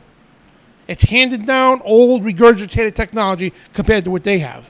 So, if you get to the alien stuff with the government and everything else, that forever, they've been exchanging technology for humans. And remember the movie Close Encounters of the Third Kind, where the government would give them human beings in exchange for technology and warfare and everything else. And it's nothing different. People are like, oh, that's stupid. That's sci-fi. No. If you read the ancient cultures, they did the same thing. They did certain rituals that these beings would take humans, sacrifice them, and all whatever they do to them, right? And in exchange for technology. These ancient cities weren't built just by the backs of regular people. They were built by these Nephilim beings, which were the children of the fallen angels and the fallen angels. And the technology and all that is like even more sophisticated than today. If you look at a common pyramid in Egypt, you couldn't build nothing like that today. There's not a construction company in the world. They were like, oh, we got all the new technology and all that. Give me a break. There's no construction company in the world that could replicate the Pyramid of Giza. None at all. With the precision, our heavy equipment couldn't even move those stones. So how the heck they're going to stack those stones perfect, symmetrical? I mean, not even a piece of paper can fit through them. You can't do that today with this technology. Because before the flood, we had huge technology in. God hit the reset button. You know what I mean? And where do you think Nikola Tesla and people like him got the ideas from? And didn't come out storming out of their heads. Free and renewable energy. That was ancient stuff. Like the Bible says, there's nothing new under the sun. And all the technology we have is from these fallen angels. And yeah, granted, some of it could be used for good, which we love to do this. All this stuff, yeah. We use the enemy's weapon against them. That's what we're doing right now. And it's great to do that. You know what I mean? I love nothing better than to use the enemy's weapons against them. You know what I mean? When I create these little things here, too, this AI thing, check out this intro I made, right? CN, Portals and Stargates, Fallen Angel Ancient Technology on Spiritual Warfare Friday live 9 p.m. with Dan Bidondi and Gillyan Stone. So I made that off Grok, you know what I mean? And me, John Pounders, and Brian, we use Grok a lot to make intros and all that stuff. And it's good because we love using the enemy's weapons against them. You know, it's great. Yeah, it really is. So, yeah, it's pretty cool. So anyway, I like that intro. Good stuff, man. So when you really look at the stuff, you see all the common denominators. You go through history, and it's amazing how accurate it is. And in today's world, I mean, you talk to a lot of people who worked on government bases that had view or communications with these things. They say the same thing. We exchange people and things for technology. What I think all these kids go missing all the time. The government takes half these kids. They use real satanic rituals and all kinds of rituals with these beings, which are fallen angels and all that. You know what I mean? We could get some real dark, grotesque stuff, what they do to children. But all the technology comes from that. You know what I mean? And again, yeah, do mankind invent things? Yeah, absolutely. But the stuff to this magnification, and if you look at the microchips, right? The microchips, let me see if I can pull this video up. Because you gotta really see this to understand what I'm talking about. That even the steadiest human hand could never do this. Let's see, video. Zooming in on the microchip. All right. So check this video out here and just really, really contemplate this. Zooming into a microchip.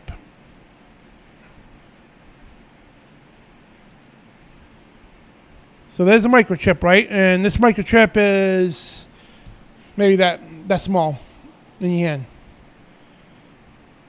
Hope this is the right video I'm looking for. But they zoom in, zoom in, zoom in. Yep, right about here. Now, this is a microscope. That microchip alone, I mean, I got steady hands, but I couldn't even get onto that, to the side of those things. Now, when you look at it, you think this is an aerial view of a city, right? Farmland and everything else. Like, look at the buildings, right? No, it's a microchip.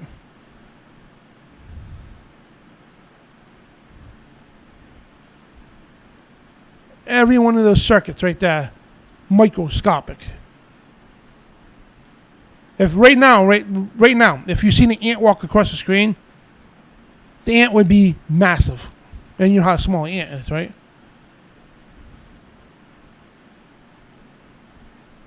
And this is like your realization when you know, how could a man do this? Not even a person with Ethiopian fingers could do this thing. 6 microns. You know how small 6 microns is?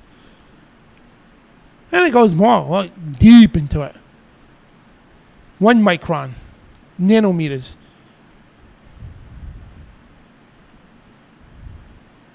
And it goes more. Look at each square represents 20 nano. Let me see if I can find the other one too.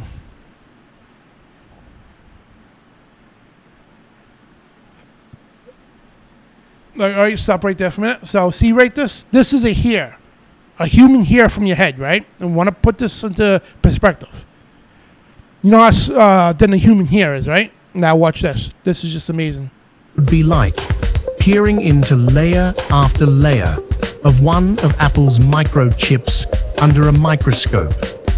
Although this image video is digitally enhanced, and many microscope stills are stitched together, it successfully portrays the scale of human achievement, continuing to make smaller and smaller computer processors.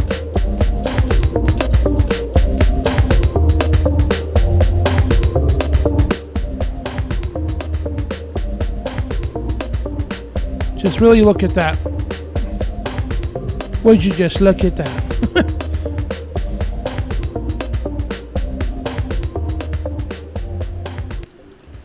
This is a close-up look at what it would be like.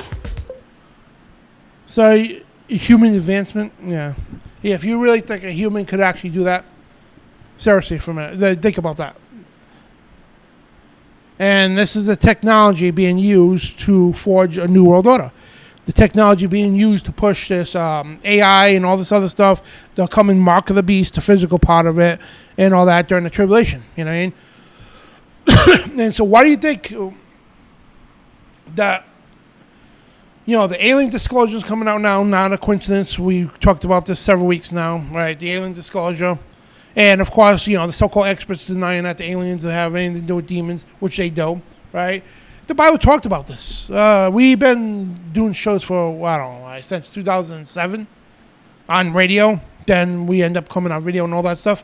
AM stations, FM stations, whatever the case. So, and we've been talking about this. Exposed us. Like, even before AI came out, we talked about that. Artificial intelligence. And so we understood, when I say we, at the time it was my uncle and a bunch of us who were researchers that got together to put on the broadcast, you know what I mean? So when we did this research with the Bible and all that stuff, we understood what was going on. And plus me being a tech geek, whatever the case, I loved technology, you know what I mean? And so I understood it. I took a big interest in it. I understood it very well, you know what I mean? And that was a key element to help me understand, plus, of course, the Holy Spirit, to help me understand this technological control grid, you know what I mean? Everything about the angels, and I've encountered these things, like what people call aliens or whatever the case. I've encountered demons. I had a wacky spiritual warfare life, literally. So when you put all this together, guys, this is Hearing in... Yeah, and you got CERN now, which is all tied to CERN, because CERN is, again, when the Bible talks about great opening the abyss, things like that, Revelations chapter 9, Revelation chapter 5, things like that. These prophecies that talk about the abyss opening up, 200 million man army coming out, which is not China, Russia, and all these. It's spiritual beings. These are spiritual beings as an army. You know what I mean? Fallen angels coming out of certain portals, and the abyss and all that stuff. This is technology, guys. Technology opens these things up. So the fallen angels that are here and these spiritual beings, they're the ones who control the whole world. So when you got some of the prime ministers and presidents, whatever, the world elite, right? They are not at the top of the totem pole. These spiritual beings are. Now, under them, in the pyramid structure, right? Most of the people who serve this pyramid structure have no clue what's at the top. They really, truly believe in their hearts and their minds they're doing a good thing for humanity, right? They're victims. So as you go up the totem pole and to the elite status of this pyramid structure, you start learning now it's, because they get told it's just a political thing, whatever. You start learning it's a spiritual thing. Then when you get up to the top, even way above prime ministers and presidents, the people who pull the strings, the marionettes, right? That pull the strings of the world leaders. These high priests, they have a personal communication between them and the fallen ones. They speak to them, they channel them and all this stuff, and they relay it right down the chain of command. And it gets filtered, though. So the people down at these lower levels have no clue where this information came from at all. They're not even told anything about that. They're just minions. That's all. They really, and again, they train regular people to say, hey, you want to do something great for humanity? You want to help mankind achieve the next stage of evolution, things like that? And people are like, yeah, it'd be great to take part of history, right? They don't know any better. They get involved with the stuff and they really think they're doing something good, but the people who are channeling down the information has come from demonic beings. You know what I mean? So this CERN thing coming along with portals and all that stuff. Portals have been used for eons. That's how the same fallen angels were able to go from culture to culture all over the world. And it's not a coincidence, right? They have these structures, these big structures, like a ziggurat. A ziggurat's basically a pyramid. You have them in the Mayan countries and all that stuff, and they would have sacrifices on top of these pyramids. Human sacrifices for these gods that would invite them into here to change for technology and all this other stuff. And they would come through portals. Because again, the fallen angels and these things, they don't have godlike powers. They can't disappear and appear over here like magic. You know what I mean? They're not God. So they use their vast knowledge, technology, to do these things. You know what I mean? And a lot of it, yes, is spiritual as well, but most of it's technology. You know what I mean? So they have to come into this realm through technology. Or through a human, a carcass or something to possess into this world, you know what I mean? And the Bible talks all about this and everything else too. We covered this a million times. So these portals were opened up on these, Stargates. And that's why, let me go back to here for a minute. I like to illustrate what I'm talking about. It's just amazing, it really is. And,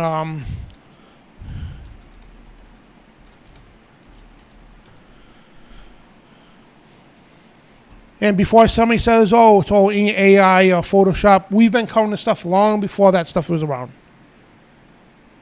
And what do you think the movies come from? The movies don't get this idea from Steven Spielberg and George Lucas. What do you think they get their ideas from? Real stuff.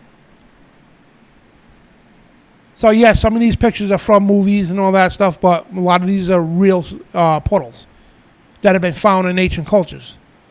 And look at this one here. So, this one here with an Egyptian Stargate, they called it, and this was the symmetrics of it, right? They would have four of these phallic symbols, and they would draw kinetic energy in the air. And it would be used to power the intricacy of this Stargate system.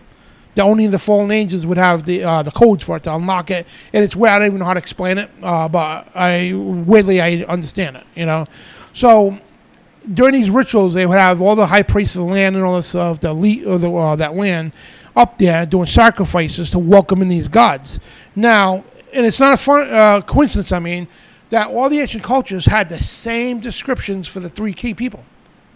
There was more, of course, but in that ancient Aztec, the Mayans, the Chinese, the Greeks, the Romans from China and all that, these ancient fallen angels traveled to these different places. And it's, again, not a coincidence.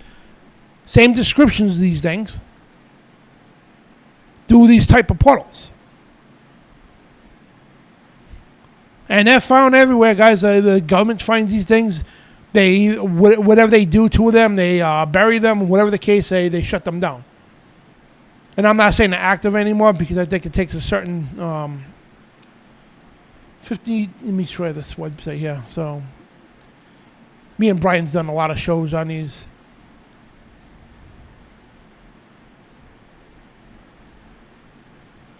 All right, you gotta click 1,000 links to get to. I hate that. So yeah, you got the idea. And these were actually ancient portals discovered. Look at this one for a minute, right? Take a good gander at that. Sound like Kentuckian accent here. Take a good gander at that. So these are real archaeologists that discovered these things. Is this kind of coincidental? Let me get to...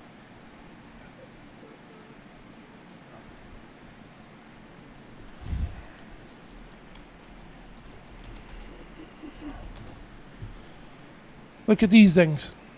This is from CERN, the technology today. Imagine the magnetic field this creates when it's fired up. It disrupts a lot of stuff. So look at this, right, compared to these ancient ones. You would think this is a bunch of circuitry and everything else. Yeah. These symbols, certain geometric shapes and everything else. Yeah. To open these portals and all that.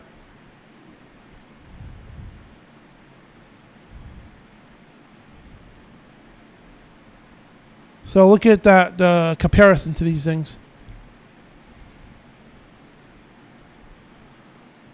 Nothing new under the sun. And yes, fallen angels and beings like that did travel through these things. And why do you think they try to do this with CERN? It's not to smash atoms together or create dark matter. No, this is to open portals. That's what it's for. And here's the thing, too. When they create these things, there's like a symbol, for example. Perfect example, right? A symbol. It conceals to those who can't see, reveals to those who can see. Now, even the people who can see it, right? There's a bunch of meanings for the symbol, right? But there's only one or two true meanings to the symbol. So the people who are not oblivious, that can see these things, they're even withheld, okay, from certain things. So we'll use this for example, right? CERN. They told the general public, we want to smash atoms together, create the Big Bang Theory. Now they want to capture dark matter and all that, right? But the people inside know darn well has nothing to do with any of that stuff. Now, the people inside have different views of that, right? But there's only a handful of people at the top that know the real intent of what this thing's for. And again, these things will have other purposes. To snow the public, to get the funding coming in and all this other stuff, right? But the true dark intent of these things is evil. They want to open these portals up to bring back into these, Nephilim and all this stuff, because when Jesus said in the tribulation, right, that things coming out of the earth are going to make men's hearts fail them. You understand what that means? And it's not, these Bible scholars are stupid. Then these academics and these churches and all that don't know nothing. Oh, this Revelation stuff, it's only poetry. It's only poetic. It's only figuratively. It's not really going to happen like that. It's just figuratively speaking. Really? You certainly don't know the Bible then, because these are literal things that could happen. When it talks about the abyss, that 200 spiritual-like creatures coming out of the abyss to go kill 1/3 of the earth's people that are not mocked by God, that's exactly what's going to happen. When it talks about, like literally portals opening up, the abyss and all that, this is what this is. These things are being made, structurally made for this end times. That's it. Look at that. Look at that right in your face. Where do you think that came from? Where do you think that came from?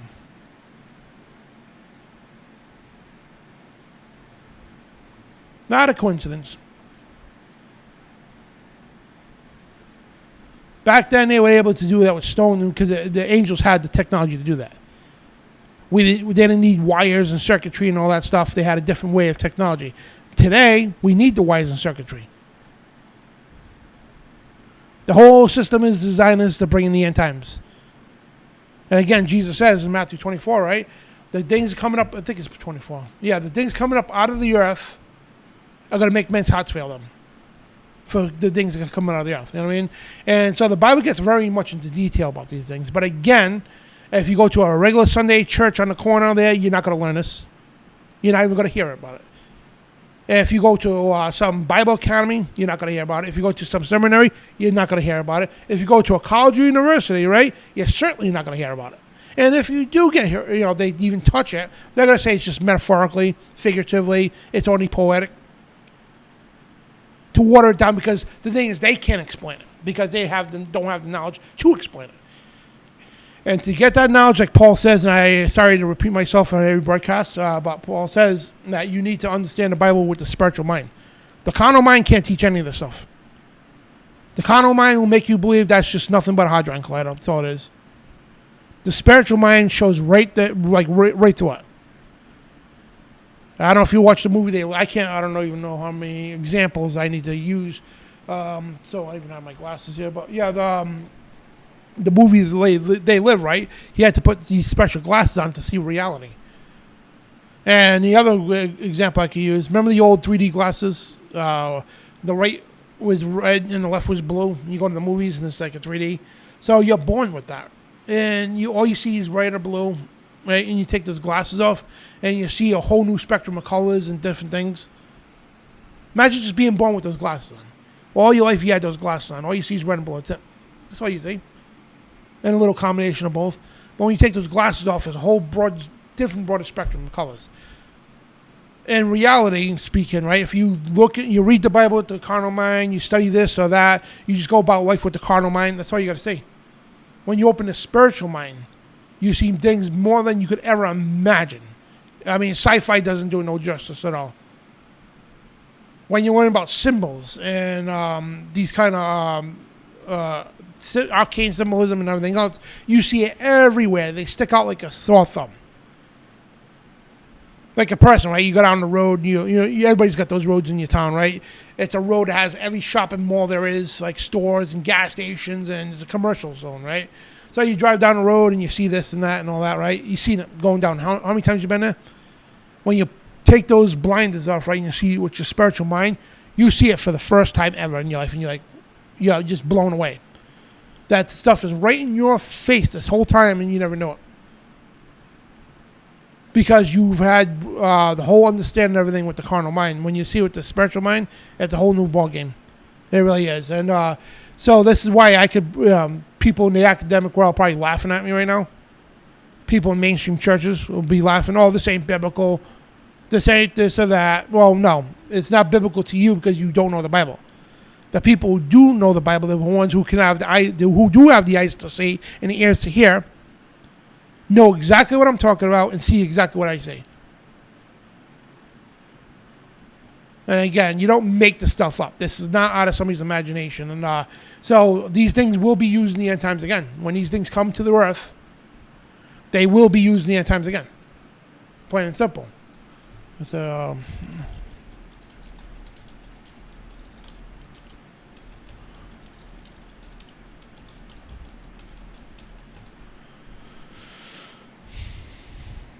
I thought it was Matthew. My bad. So it's Luke chapter 21, verse 26. Men's hearts failing them for fear and looking after the things which are coming on the earth.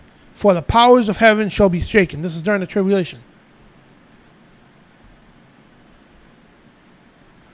You're going to, and Jesus makes another clue too.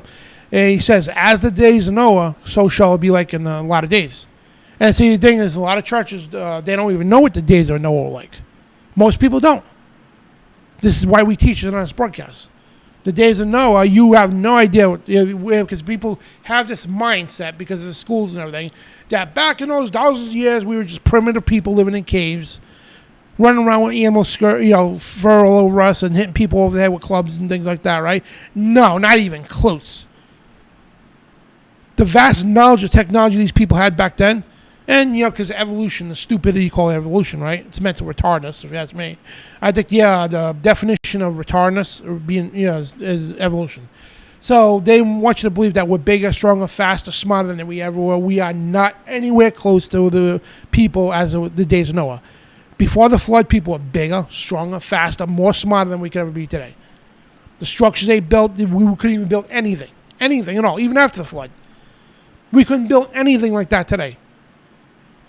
People say, oh, he built these skyscrapers and all this other stuff. Yeah, what did he do? There's not a construction company in the world that could build anything like those pyramids, anything like those ancient structures at all. In 10 years, they'll be all falling apart. This building I'm in, right? This building goes back to, I think, the 1800s, whatever. Probably earlier than that. It's made out of brick and all that. So it used to be an old factory building and everything. I guess the guy who bought the building made it into offices and whatnot.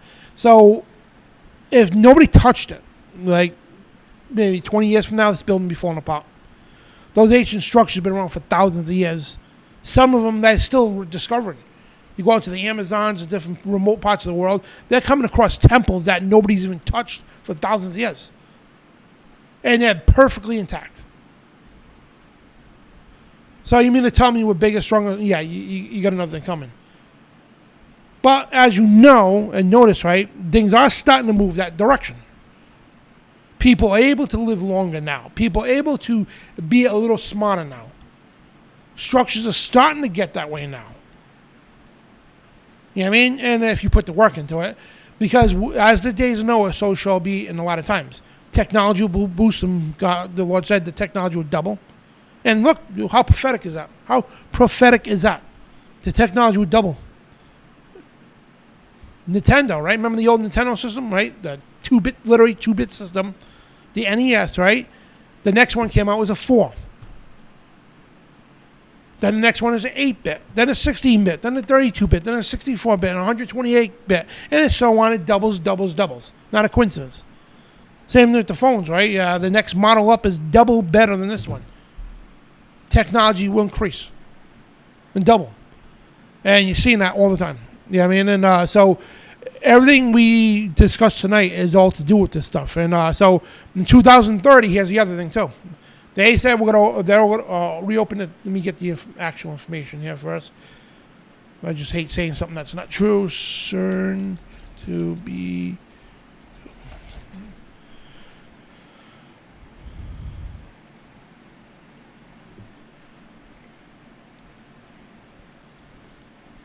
All right, so let's bring this back up here.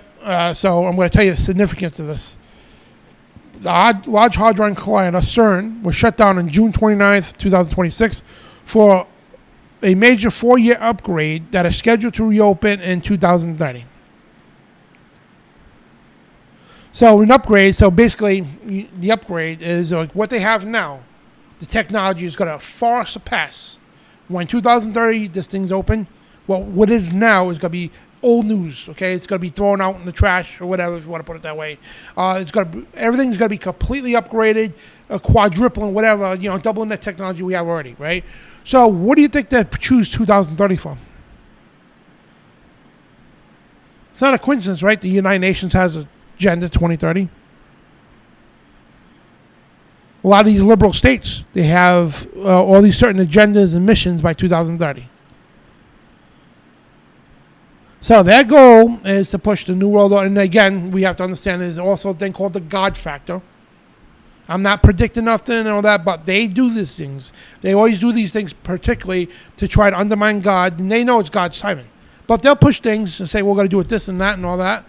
They planned it for 2000, failed and all that stuff, 2014, whatever the case. But their goal now is the agenda for, first it was supposed to be 2000. The agenda for the Agenda 21. It failed, obviously, 26 years later. And so now their next goal is 2030.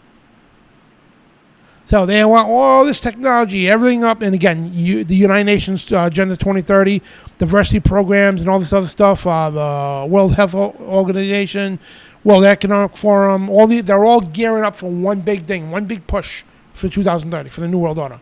But again, not to be alarmed, because we have to count in the God factor. Doesn't matter what they push or how much money you have, it's up to God. We understand it's God's timing. But what they're going to push, and when they do get the time, it's called, in the Bible, it's called the tribulation. And yes, you will be here for that if you're alive. You're not going to be, there's no pre-magic Marty McFly showing up in his rapture school bus. You know what I mean? You're going to be here for that. The Bible makes it very clear. Those who endure to the end shall be saved, Matthew 24. And Jesus says he sounds the trumpets, the angels do, to gather his elect immediately after the tribulation. But mysteriously, the churches never read that part. They don't read that point, but they'll say, oh yeah, the angels sound the trumpets, the rapture, right? But they don't read the verses before that. It says immediately after the tribulation. You know what I mean? So this is their gearing up for the tribulation coming up. Not a coincidence that AI is being manufactured now rapidly. Integrating with work programs now, and my job too, and everything else I work at, they're integrating AI with certain things. A lot of companies are going that way, right? They're integrating biometrics in a lot of places now, and this whole technology grid. Here's the thing too: who uses cash anymore? Six Flags New England. We went to Six Flags, and you can't even use a penny in the cash. It's all cashless. Everywhere you go now, I mean, you can't use cash just about. They're pushing this digital cashless society. Digital everything, you know what I mean? And so everything's going the digital route. And incorporating AI and all that stuff and all the biometrics and all that. So and I got to emphasize too, the mark of the beast, okay? It's not something you go to CVS and go, hey, give me my vaccine, pink, and you're done. That's not the mark of the beast. You know what I mean? The mark of the beast is a very intricate system. The Bible makes it very clear. It's a spiritual mark for us. You have to take allegiance to the beast. Then and only then you get the physical mark, which is a biometrics data chip. And it's not even up for discussion or debate. All right, and I can tell you 100% infirmity. I know exactly what's going on. It wasn't the COVID shot. I hate when people say that because it wasn't, not even close. It failed in the courts. You know what I mean? The mark of the beast doesn't fail. You know what I mean? And also, don't let anybody fool you. At all. Don't anybody fool you. The Bible says it comes when the Antichrist is there. It's his mark. So there's going to be no mark of the beast until that when and only when the Antichrist is in power. And that makes it very clear. And the other thing, too, I have to emphasize, too, in this program, because I've got a lot of people accusing this one and that one for being the Antichrist. The Bible makes it very clear you don't know who the Antichrist is. And you're not going to know.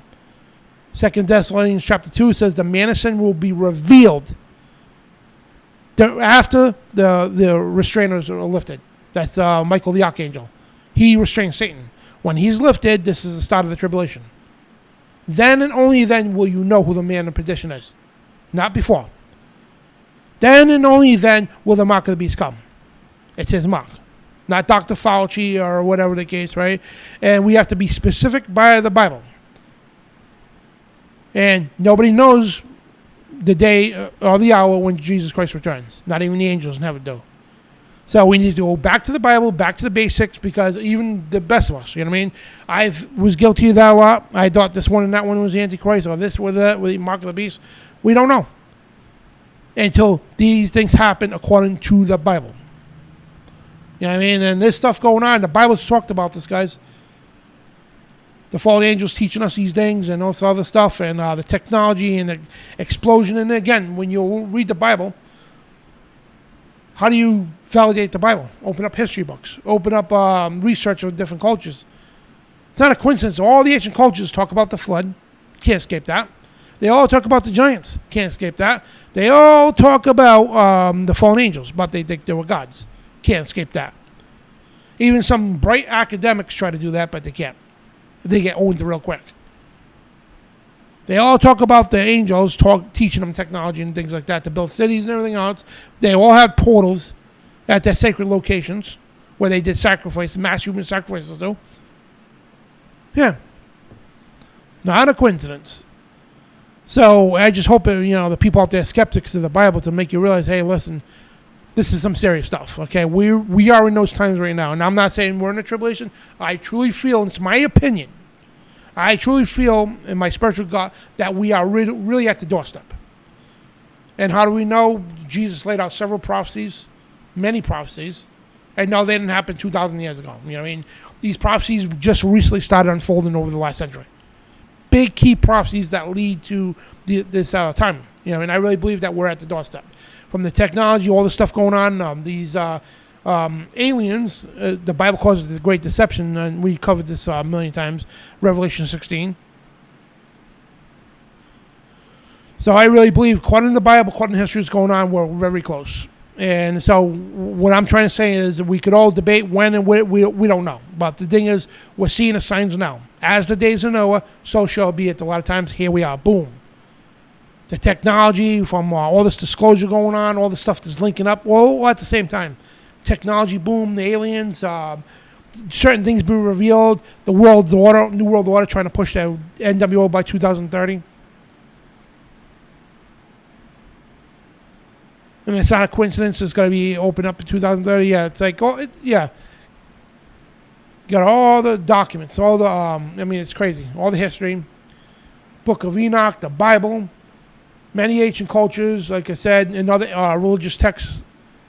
Not that I go by most of them, but yeah, for historical purposes.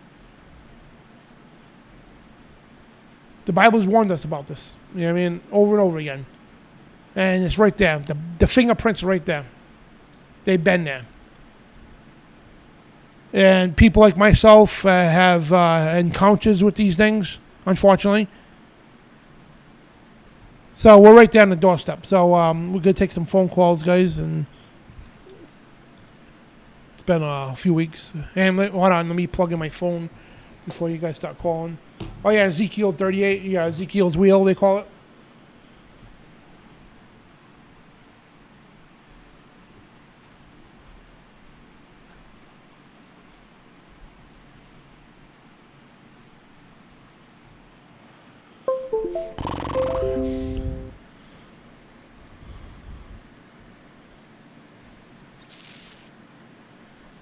It's just amazing stuff, really is, and it's just like I don't know how people could deny it, and you won't hear this in the churches at all.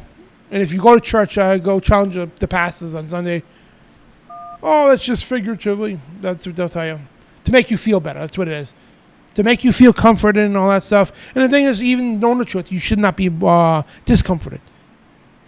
Yeah, Jesus says that. You know what I mean? Don't be despair, but be of good cheer, because means the coming of Jesus Christ. So you should be welcoming this. Don't be fear. God he's not a spirit of fear, doesn't like fear, doesn't like cowards.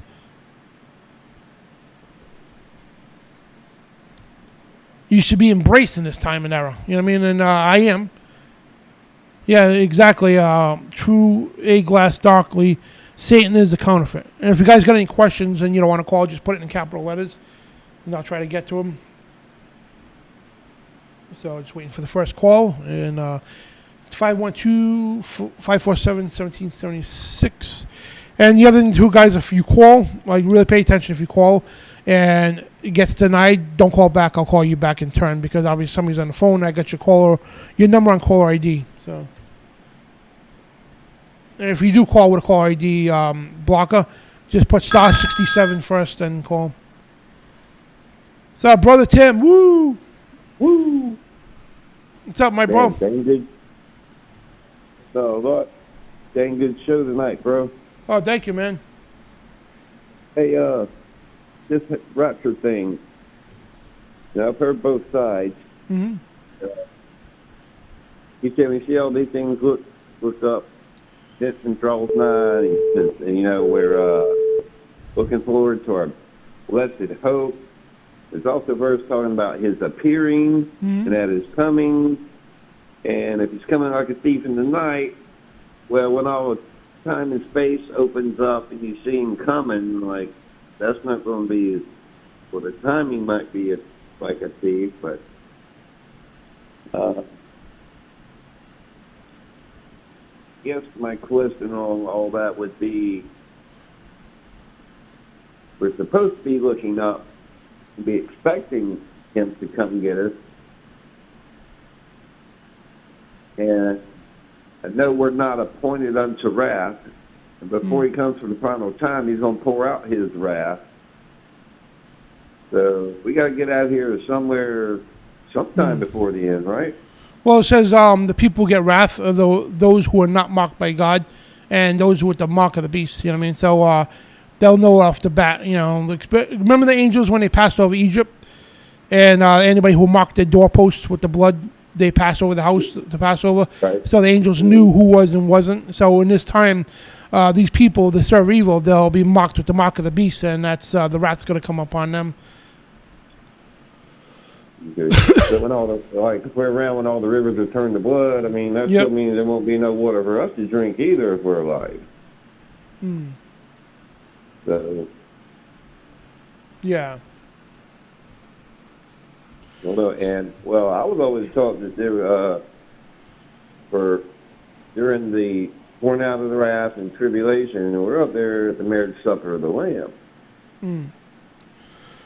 Well, they taught us that in the dispensational churches. So with those like twist scripture around, and because the dispensationalism, and they'll frog hop in the Bible. You know what I mean? And like we talked about that, because they signify the raptures when the angels sound the trumpets, and he gathers elect from four winds of the earth to the other. But they never read, and then they'll go to Jacob's trouble, they'll go here, there, right? But they'll never read the verse or two before where it says immediately after the tribulation. You know what I mean? Yeah. So that's how they snow. Because for years I believed in that too. You know what I mean? And here's the thing too. I don't think any one of us could say that we would not love that to happen. You know what I mean? Of course, every one of us would love to be taken out of here before the tribulation. You know what I mean? I don't think anybody's going to say they wouldn't, you know. But unfortunately, Jesus does tell us we need to endure to the end to be saved. And I think 3 or 4 times he tells us in Matthew 24 that, you know, nobody knows the day or the hour, you know. And yeah. Good. Yeah, the owner of the house knew when the thief was coming, and he would have been standing watch and ready. It tells us to stand watch and be ready, always looking. Yep. That's what we keep saying too. Watch. And that's what we're doing. So we see all the signs and everything coming, and like, I told my old pastor, anybody in a typical church they don't have a clue where we're at and what's going on, really. Yeah. They're not discerning the times at all. Nope. And it's like, well, do you read? Do you see what's going on? They're building the beast system right in front of you. Yep. But, you know. And that's why I tell people, like, if they don't agree with my, what we believe here, I tell them, so here's the thing, too. You know what I mean? If people want to believe the pre-tribulation rapture, they don't. But the thing is, I tell them, and when you are here, don't be discouraged by it. You know what I mean? Don't think you've been left behind, because that's what the movies say, you know. And the thing is, too, we all wish to God, okay, that there was a pre-tribulation rapture. I don't think anybody's going to argue with that. But, you know, again, we know what the Bible says. And again, if you're here and you think you've been left behind, don't be discouraged, because it means you just got your theology wrong. You know what I mean? So.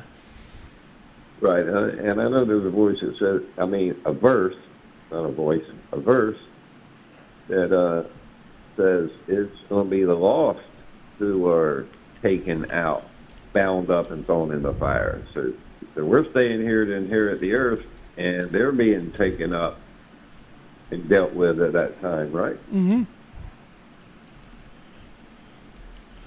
So let me actually read it right here. So if you go to somebody's asking in the chat room too, so we answer all your questions at once. So Matthew 24, verse 29 says, immediately after the tribulation of those days shall the sun be dark, and the moon will not give its light, and the stars will fall from heaven, and the powers of the heaven shall be shaken. And this is a literal event that's going to happen. Then shall appear the Son of Man in heaven. Then shall the tribes of the earth mourn, and they shall see the Son of Man coming in the clouds of heaven with great power and glory. And then he sends his angels with the great sound of a trumpet, and they shall gather his elect from the four winds and from one end of heaven to the other. Then it goes into the parable of the fig tree. So a lot of churches, they'll show this here about Jesus appearing, right? Verse 30 and 31. But they'll never show 29. So they'll jump all over the Bible, go here, right? And verse 30 completely skipping 29. And now read it in context. It says immediately after the tribulation. And it says he gathers his elect after. You know what I mean? So, again, churches won't read the whole context, you know, and I fell for that too. And when I read it for myself, I'm like, whoa, what about verse 29? Oh, that's something different. You know, it's not. You know what I mean? It's like right there, clear as day, you know? Then he says, several times in this chapter, several times, nobody knows the day of Yahweh. And he goes into the parable of the fig tree and all the parables explaining, like what you said, a master, you don't know when the master returns and all that. And somehow, some way, every time there's an eclipse or some garbage going on, somebody had a dream, or some kid had a dream, or some person got visited by the Spirit to tell them when Jesus is coming. You know what I mean? And, of course, the dates come and go, nothing happens. Yeah, Jesus doesn't even know when he's coming. Yeah, exactly. He does. And that's why I tell these people, it's like Jesus and the angels don't know. What makes you think you're going to know? You know? Right. You know, and I saw there was someone confused that's talking about, the verse that says when the Antichrist reveals himself in the temple of God, those who be in Judea flee into the mountains. Mm-hmm. Well, it might be a good idea for us to get out of the cities, but someone was saying, oh, yeah, we got to run to the mountains. And they're like, no, that's for the people who are over there. Yeah. In Judea at the time. Because Syria gets wiped out. Might not be a bad idea. Yeah, you might want to get out the cities and find you a place, but that is not for us over here in America. Yeah. So, yeah, that's exactly, because you're right. It says Judea. You know what I mean? And it's crazy, man. And then they'll when you talk about the last trump, right? The last trumpet, it's an angel blowing a trumpet. Remember? Trump got shot or something like that, and they started trying to say, "Oh, that's the prophecy coming true." Linking him to the Antichrist and other people who actually worship him, saying he's the last trumpet that the Bible predicted. It's like, no, there's no last trumpet. You know what I mean? The trumpets talk about the judgments and the coming of the. It has nothing to do with a person. You know, it's like so they twist scripture out of context, man. Yeah, I'm talking about the trumpet judgment. Yeah, not a president. You got what? You got the bowls and the vials and the trumpets. I don't know if it's that order, but. Yeah. Well, there's several trumpets that get blown. I mean, you got the angel that blows the trumpet, and then we're caught up. And then there's other trumpets that happen, like the trumpet judgments and the bowl judgments and all that. So there's several trumpets that go on, you know. And so yeah, right there in 2 Thessalonians 2, it says right there. So now beseech you, brethren, for by the coming of our Lord Savior Jesus Christ and the gathering together unto him. So this is talk about the gathering together. This is what they, you know, again, we just talked about that in Matthew 24. Before we gathered with Jesus, when the angel sounds the trumpet, we gathered together. It says, not to be shaken in mind or troubled, neither by spirit nor by word, nor by letter from us or the day of Christ is at hand. It says right here, let no man deceive you by any means. For this day talking about, right, the coming of Jesus when we gather together with him, before this happens, there has to be a falling away from the faith for us. Then the man of sin to be revealed. So the church will tell you Jesus comes for us. We don't see the Antichrist, but the Bible's telling us the other way around. The man of sin has to be revealed for us, and he opposes and exalts himself. All that is called God and is worshipped. That he is God, sits in the temple of God, showing himself that he is God. And it talks about the restraint getting lifted, right, and all that. So these things have to happen first before Jesus comes and redeems us. You know what I mean? So we will see the Antichrist for our life. You know. Yeah, and I know there's some people around me that's so scared about biometrics and they and all that stuff, and it's like, well, you can go so far in this technology, but it's the Antichrist himself who causes everyone to get the mark. Yep. The right hand or forehead. They're getting everybody used to the idea because then back in COVID and still today, they still take your temperature through your forehead. You got Elon's Neuralink. It'll probably be Neuralink and a chip in the hand. But if all that happens before Antichrist is revealed, the Antichrist will have something different or a prefix added to that or something. What do you think? Yeah, it's crazy, man, and it's amazing how people just take they mix it with religious dogma, and then what that church says, and people say, well, I heard this. It's like, well, no, the Bible didn't tell you that. Your pastor told you that. It's a big difference from your pastor saying and what the Bible actually says. And that's why I know you're the same way, too. We don't follow religion or denominations. We follow Jesus, you know. Right, exactly. Yeah, it's like they always said, dude told me, your doctrine's all wrong. And, well, any other doctrine besides what God himself says, he says let them be accursed, whether it's Catholic, Baptist, Presbyterian, whatever.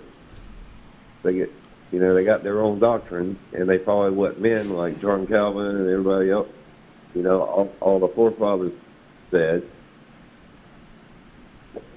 But anyway, yeah, maybe I'm just rambling on here. And I always go back to you're not interpreting it right.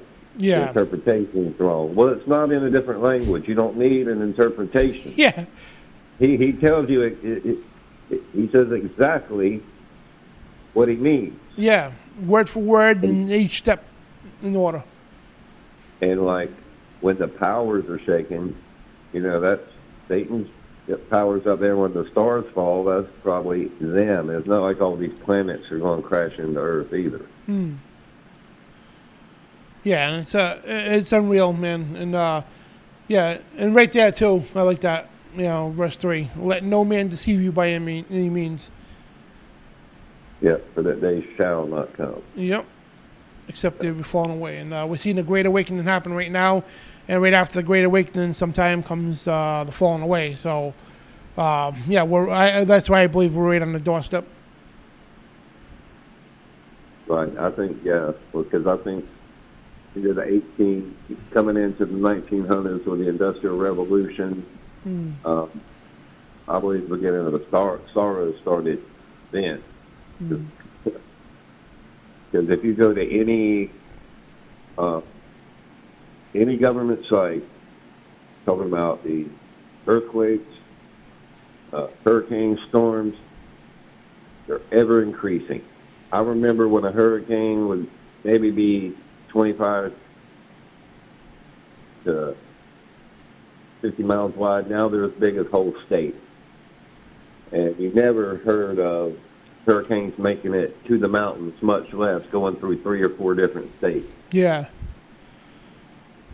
I mean, their eyes just aren't opening. And the old preacher, he's like, no, it's not getting any.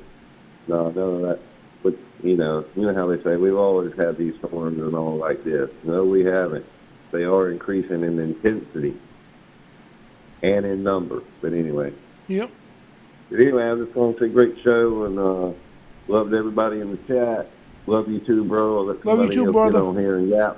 All right, have a great Sabbath and week ahead, everybody. And have a great woo. Woo! All right, brother. Later, brother. And before you get to the next caller, who said that?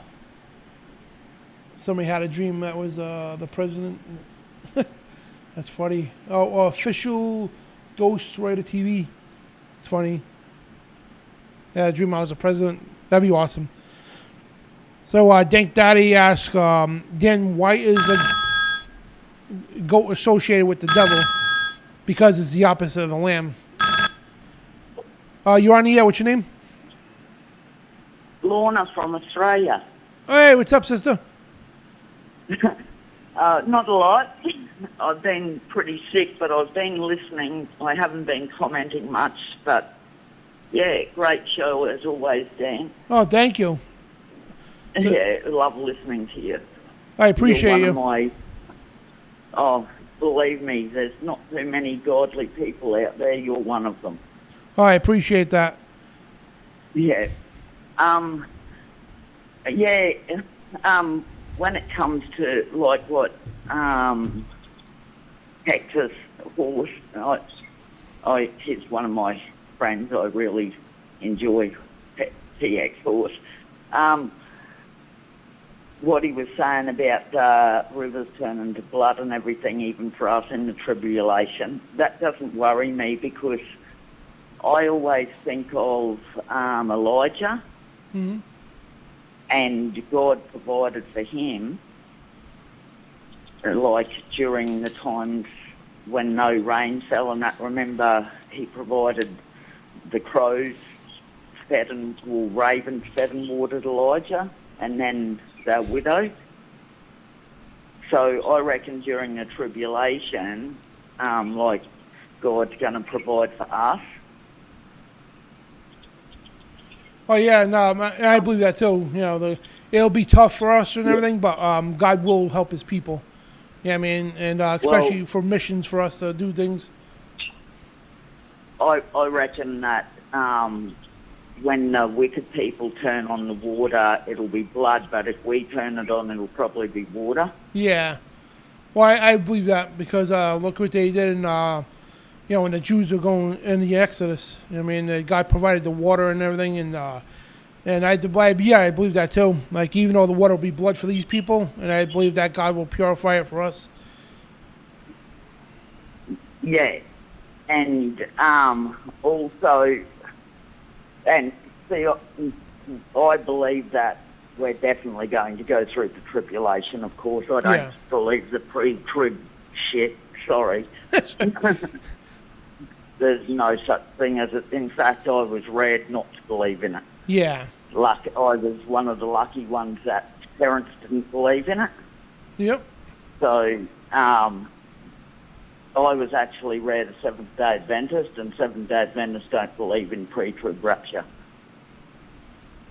And even though it's going to be hard, if you really think about it, right? If it'll be hard and everything because we're going to have to endure through it. But imagine being like just a handful of people compared to history, right? That if we see worldwide, we see Jesus coming through the clouds, we're not going to experience death. Yeah. That's amazing. Well, no, Seventh-day Adventists have a great deal of truth, believe it or not. Yep. But it's the fact that, number one, I don't believe Ellen G. White is a prophet. Yep. And I don't believe the fact... Look, my father was a monster, and I've told you that before, and I don't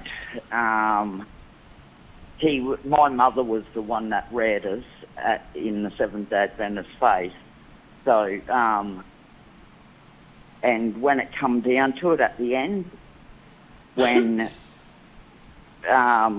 they sort of sided with my father, child abuser, over the top of us children, that was it for me. As soon as I could get out of there, I was out of there. And I turned away from God for quite a while, simply because of that. See what they did to little children's hearts by doing that? So I turned away. But that's what I wanted all week. I've been meaning to get on to you. God put it upon my heart to get on to you and ask if you could do a special show to do with little children. You know how Jesus said in the Bible that unless we become as little children, we can't enter the kingdom of heaven? Oh, yeah. Well, I was doing study during the week, and you know how everything in this world is aimed at destroying the minds of children? Yep. As in, you know, taking away their innocence, how they're sexualizing children, they're perverting them, all cartoons are full of satanic ritual shit.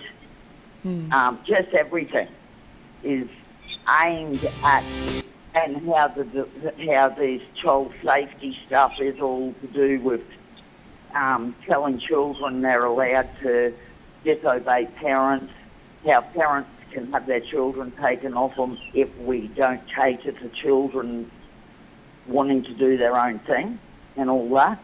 Yep. And just my little grandson said something to me. He told me he's only a little boy in grade 3, and he told me he's got furries in his classroom at school. Huh. And I nearly keeled over. The fact, oh my gosh, furries. You know what that is? Yeah.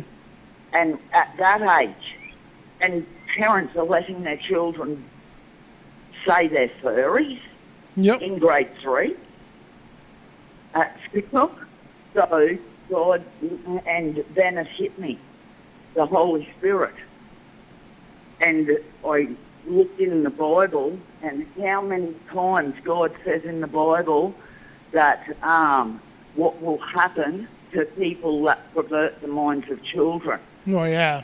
Millstone. And then what Jesus said about stopping the little children from coming under him because, you know, unless we become as little children, we can't enter the kingdom of heaven.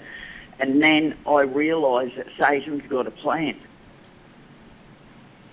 to pervert the minds of children, because the more children that can be perverted, no one can enter heaven, because those children are getting perverted before they can grow up to become the adult that would be Christians.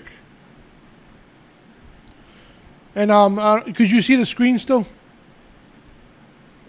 Yes. Okay, so it'll show up in like 20 seconds, but I did a biblical warfare called Become as Little Children.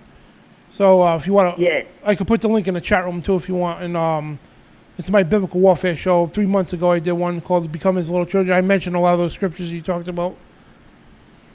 And did you say in there how Satan's plan is to corrupt the children before they become adults? A little bit, yeah. But yeah, I've been meaning to do a whole show on it, like a full show, getting into that. Yeah. God put it on me to tell you to do a show on that. All right. Well, guess what? I'm going to do just that. Thank you, because that's what he, during the week, when he realised, like we do plenty of shows about becoming as little children, but Satan actually, the Holy Spirit showed me that he's perverting the children before they can become the adults. So he's twisting it around. You know how he turns God's things around? I'm writing that down right now. So yeah. So instead of waiting for the children to turn up, grow up, he's actually perverting them before they get the chance to grow up. That's how he's perverting their minds. So he's taking their innocence before they even get that chance to grow up. What was your first name again? Lorna. Lorna? Okay.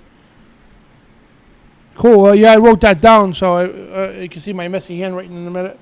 But yeah, I'm gonna. Sorry for taking up so much of your time. Oh, no worries. I just had to get that across to you because God put that on my heart during the week. Well, you know, I 100% believe that. It was specifically you that I had to get it across to. And if not this coming Friday, the following Friday. Either one, I'll definitely do it. Thank you, Dan. I'm not going to question anybody that says the Holy Spirit. And the thing is, too, that's been weighing on my heart as well, so that's why I 100% believe that. And I think God used you, which I 100% believe that God used you to say, move it along inside. He'll get the show out quicker, you know. So I think next week we'll do that. How's that sound? Next week, because I don't want to delay God's word, you know. So I really, truly believe that. Yes. Thank you, because I was just saying that, and it was so strong. It just swept across me like that. Wow. Okay, thank you. I'll let you go now so others can have turns. Okay, God bless you. God bless you too, Lorna. Very much, you and your family. Okay. Love you, sister. Bye-bye. Love you too, Dan. God bless. And next week, so much. Next Friday, from 1 week from now, we're going to do exactly that broadcast. Thank you. You're welcome. Thank you. God bless you. Bye-bye. Bye. Bye-bye. That's awesome because, to be honest, man, that's been weighing on my heart too. And especially with the, I hate that, the Pride Month crap. And what they were doing to children, man, I'm not biting my tongue no more. I'll tell you that right now. I don't care if somebody calls me a bigot, whatever you call me. I believe bigot is believing in God's word orders today. That's what I say. Bigot, believe in God's orders today. So yes, I'm a bigot, you know. But yeah, she's 100% right. The children are the biggest targets, and I really believe, that's a good. And I'm not going to question that at all. So next week we're going to do. I'm going to put my other stuff. I had another show or two I had planned out, but I really believe that, and I'm not going to question it. I'm going to push that stuff back, and I'm going to do that broadcast next week. And thank you, Lorna from Australia. I'm going to get. Before you get to Brother Craig. Sorry, Craig. I seen a foreign number, so I can't call back foreign numbers, so I had to take that one. So it's Brother Dink Daddy 5150 says, why is the goat associated with the devil? Well, the thing is, like, if you notice in the scriptures, right, you got the sheep and you got the goats. You know what I mean? The several Lord. It talks about the several Lord. And he'll separate the sheep from the goats. Not that saying goats are evil. You know what I mean? If you go and goats are great animals and everything, it's not saying that. But in the spiritual sense, so the goats were always representative as not God's people. You know what I mean? And the sheep were represented as God's people. So if you read about the several Lord and all that stuff, explains it. About the cattle from God and the cattle from Israel.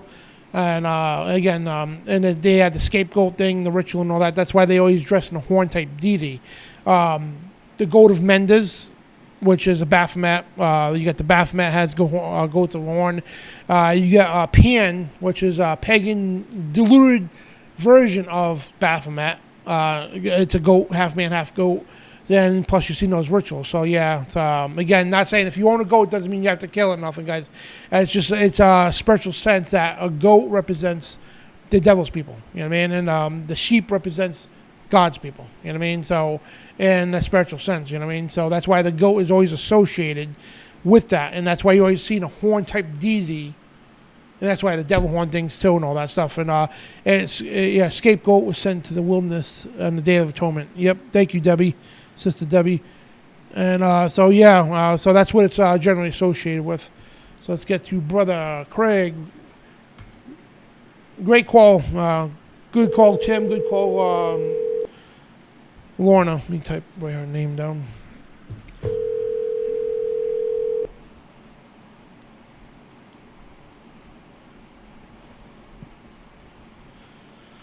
How you doing? Hey, Brother Craig. What's going on, man? Oh, not too much. Just been hanging in there. Yeah. Yeah, talking about, subject of CERN, there was something that they did, I think it was back in April or March.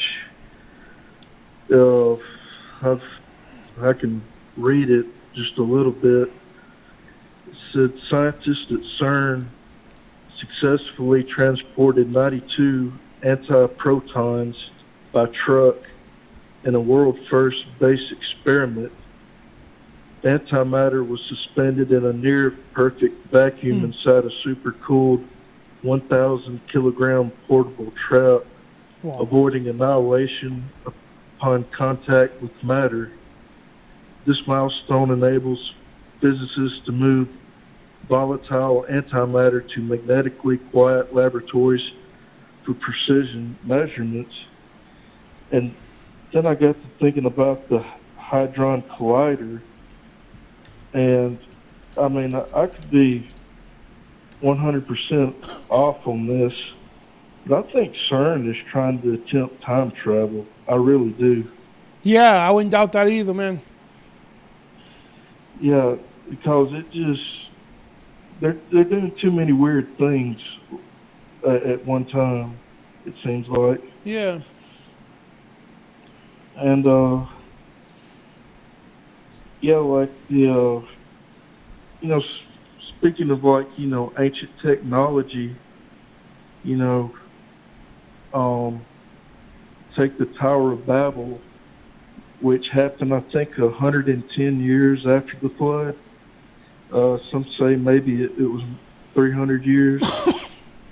But I remember the late Rob Skiba was talking about, Nimrod and what the purpose of the Tower of Babel was, that they were trying to open up portals to heaven, and that's why Nimrod was trying to,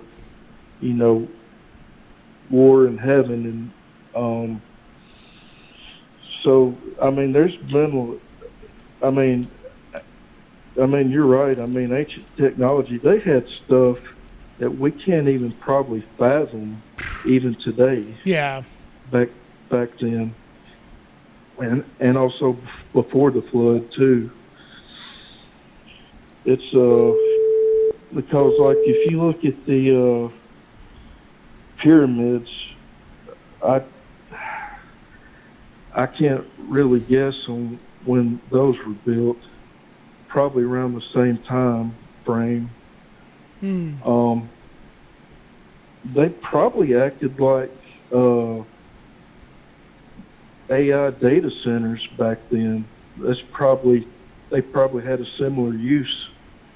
Oh yeah, because they had coils under it, like under the ground. Mm-hmm. And you think you got like over 5,000 AI data centers in the U.S., and I believe worldwide there's like over 11,000. It does make you wonder if these are the new pyramids of today. Yeah. And that's a good point. What they're trying to do, like with flock AI cameras, it's to collect information on all of us. I don't care what they say. And it's good to see people, rising up against these AI data centers and flock cameras. And some people have cut down some of the flock cameras and they disappear. which is a good thing. It reminds me of the Boston Tea Party almost. Oh yeah, it's not just this country, but other countries too. The flock cameras are coming down left and right, which is awesome. Yeah, that is awesome. And yeah, like the I noticed something. Kind of switching topics a little bit. Like the Book of Enoch. Yep. I've noticed in the last 2 months, I would like type in like Book of Enoch, to find some more information, or see someone's opinion on it. And I noticed a lot of, Christians, a few Christian channels were just like, I noticed that would pop up in the YouTube feed. I'd go to look at it, and they were just bashing the Book of Enoch. Yeah. It was very disheartening to see. Oh, that's because the Book of Enoch gets into stuff that they don't get taught in church. So, confirms most of the stuff we talk about, and confirms of the flat earth, confirms Jesus before long before he became, and it's amazing. Yeah. But, you can look this up also on Google, what's the 2 most popular faiths that are embracing the Book of Enoch now? The Messianics and the Hebrew roots are, and that's quite a compelling thing that the Book of Enoch is starting to be embraced by a lot of people, even though there are some that are bashing it. Yeah. I think the Book of Enoch is becoming popular, probably the most popular book right now today. Yeah. I'm starting to see a lot of people quote it too and everything and make videos on it. Yeah, it's very encouraging to see. We all believe in Torah, and just in the Torah movement, it's good to see that it's getting popular. You want to hear something funny? Yeah. Like this is gonna make you laugh hysterical, right? So, you know how some of these liberals are, man. It's crazy. So, Texas implement the Bible to be taught in school again, right? So, you should see people's comments like, "Oh, they claim to be all educated and everything else," and oh man, this is hilarious. Well, they were like, several people said this. So, well, if they're gonna include the Bible, then they should include the Torah too. And I'm like, you do realize that the Torah is part of the Bible, right, genius? You can't make this stuff up, man. How?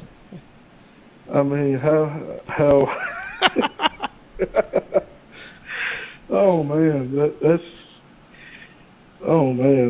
is just something. And there was a bunch of people saying the same thing. Well, you should include the Torah too. It's like, the Torah is the Bible, Yeah. It's like hilarious. But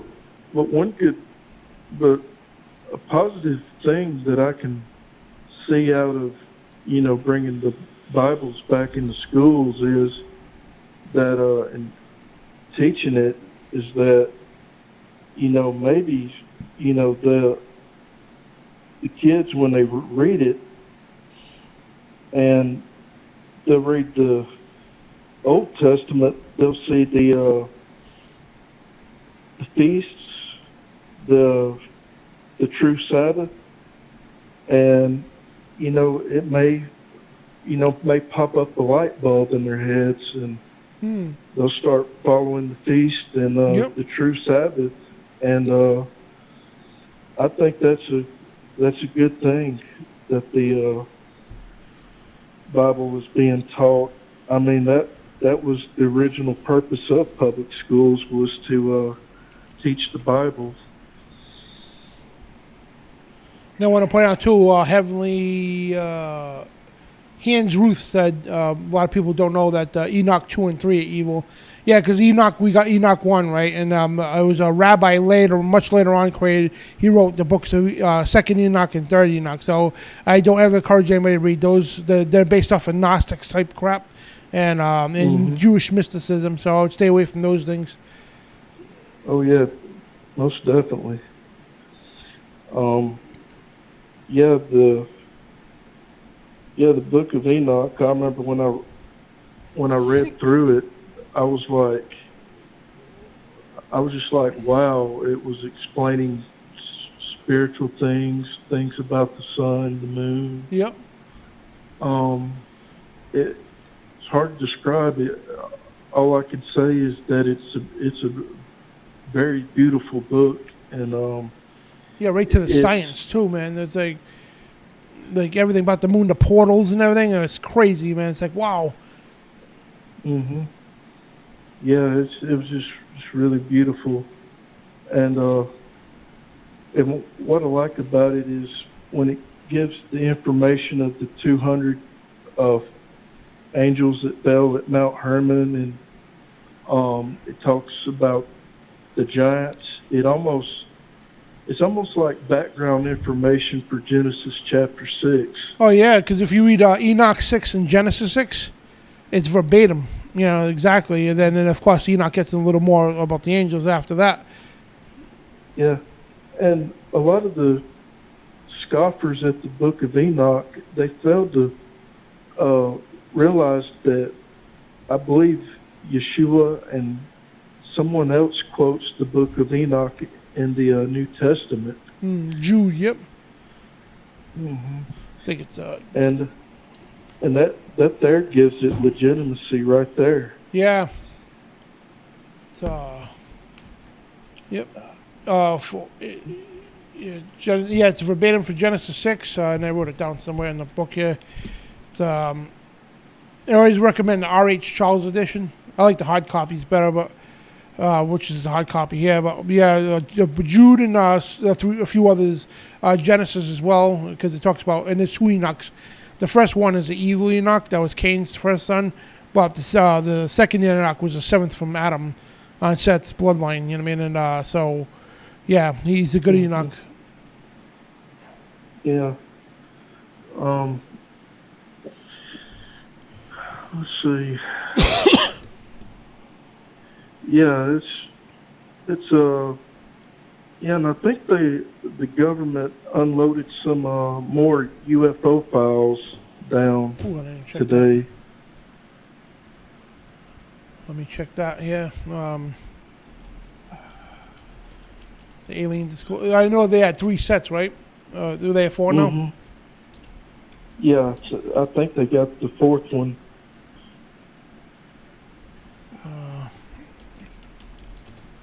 That means I will check UFO war.gov. So here's oh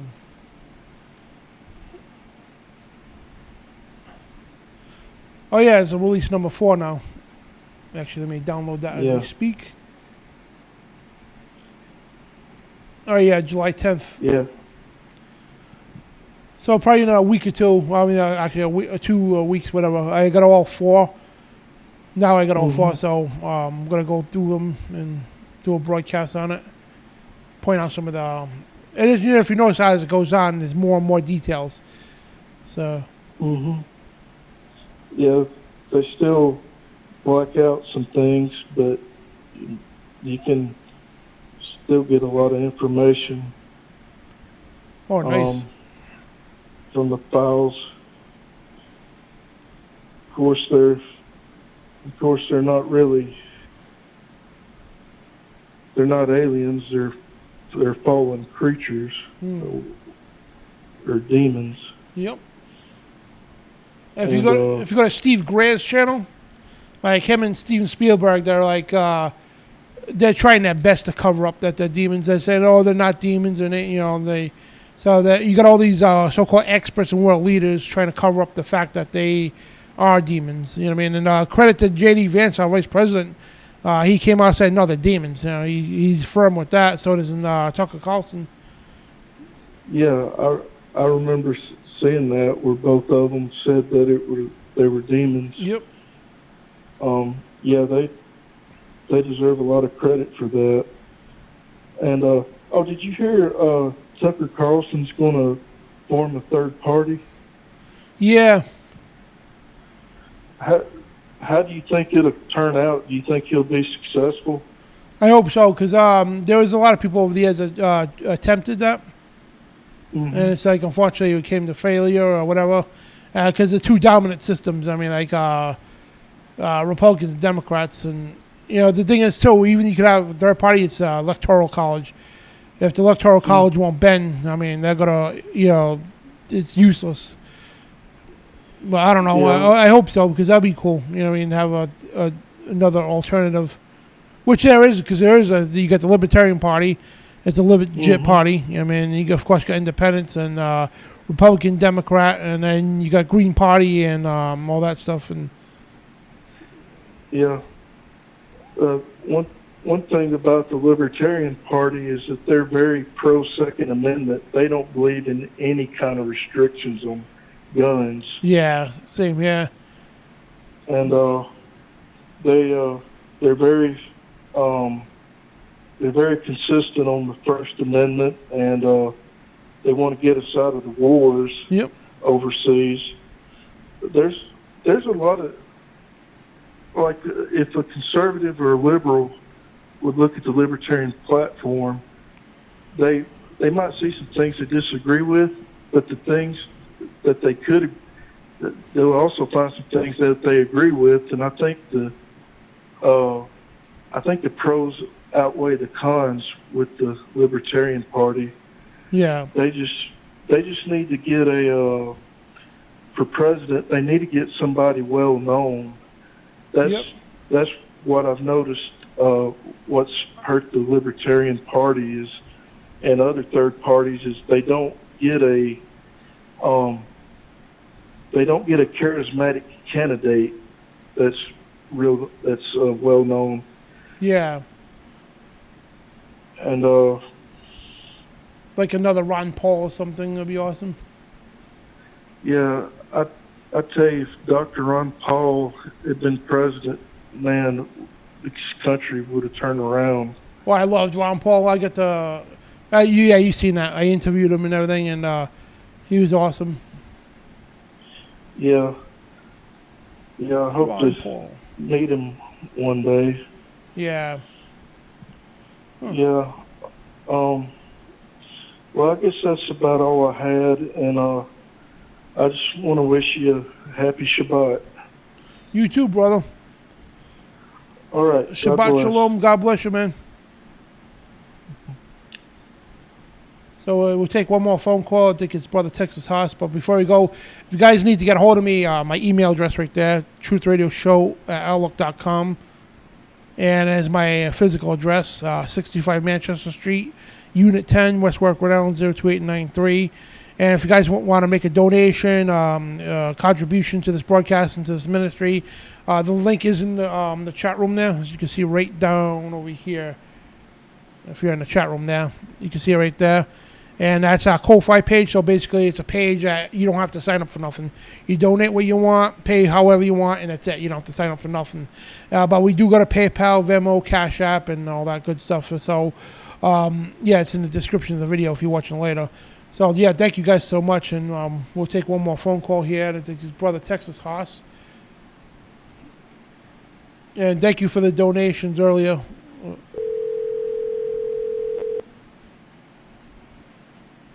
You guys are awesome, brother. Hey, what do you know? Hey, what's up, brother? How you doing, bro?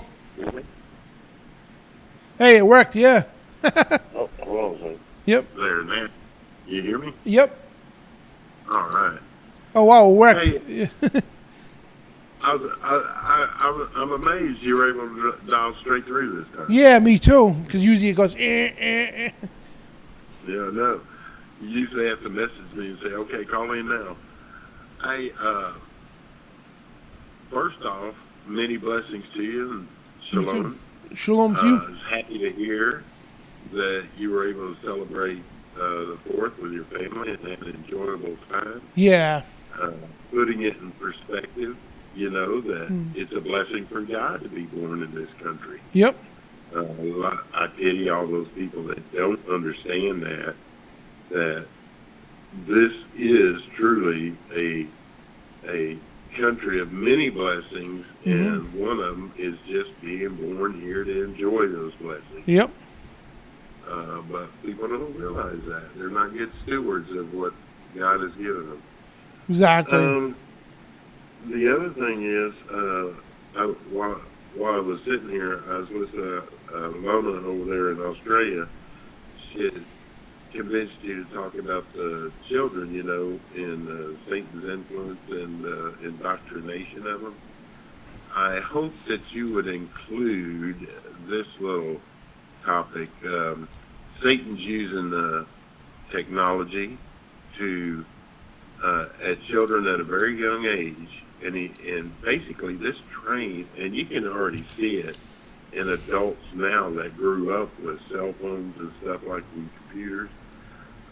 They learn to interact with machines and not humans, and that's all part of Satan's plan to get people interacting with machines and not other humans.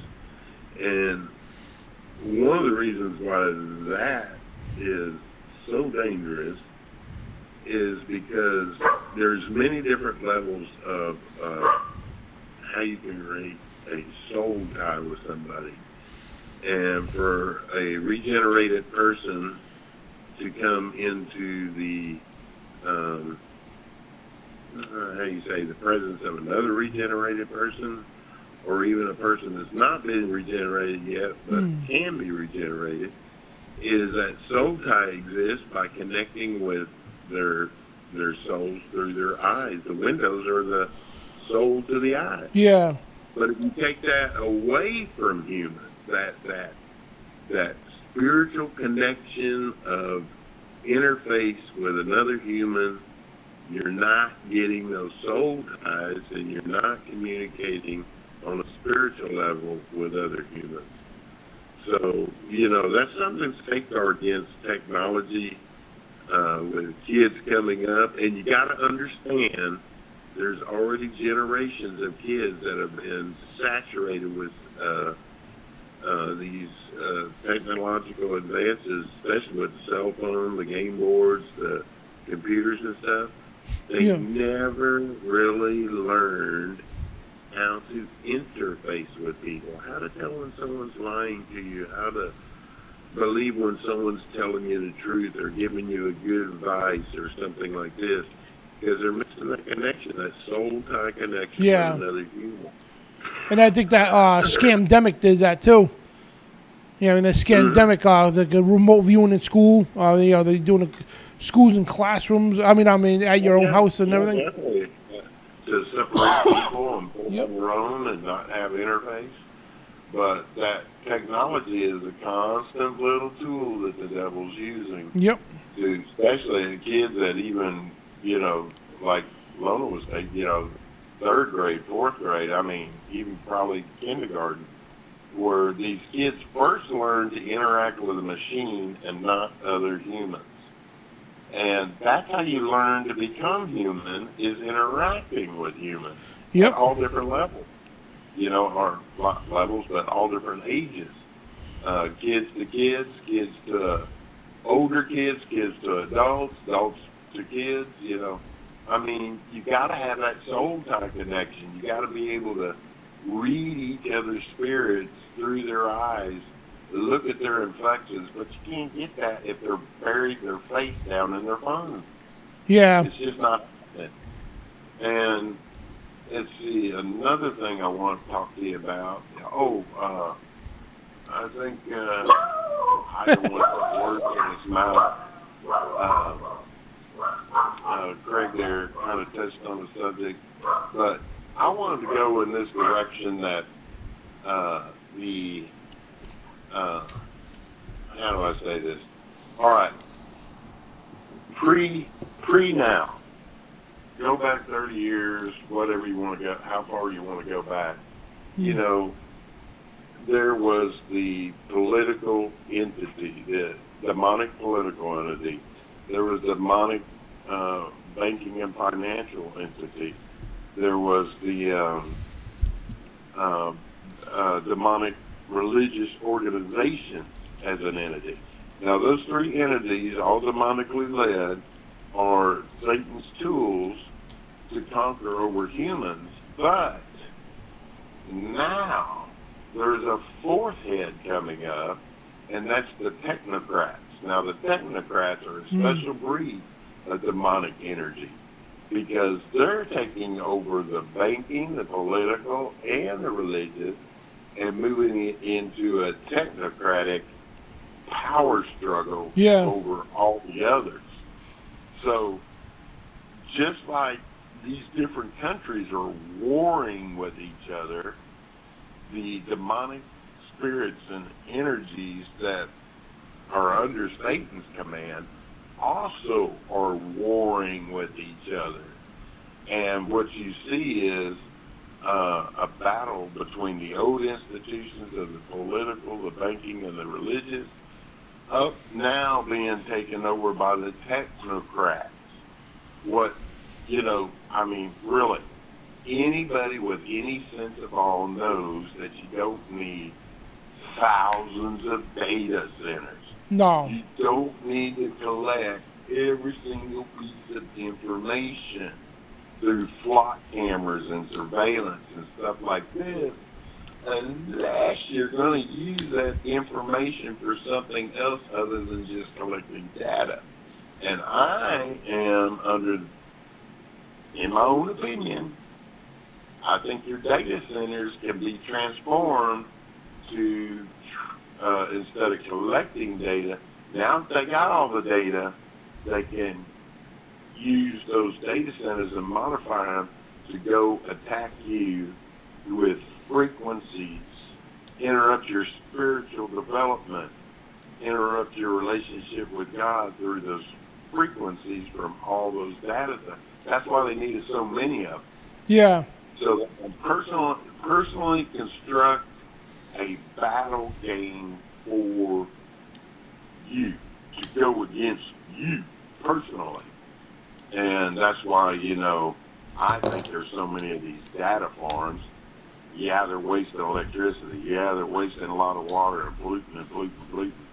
But I think the ultimate gear here is to collect all that data to be used to develop a war plan against you personally when they turn that around and they start legit. I mean, what is MK Ultra? Wasn't that about frequencies? Yep. Being able to project a frequency into another person's brain and make them do things.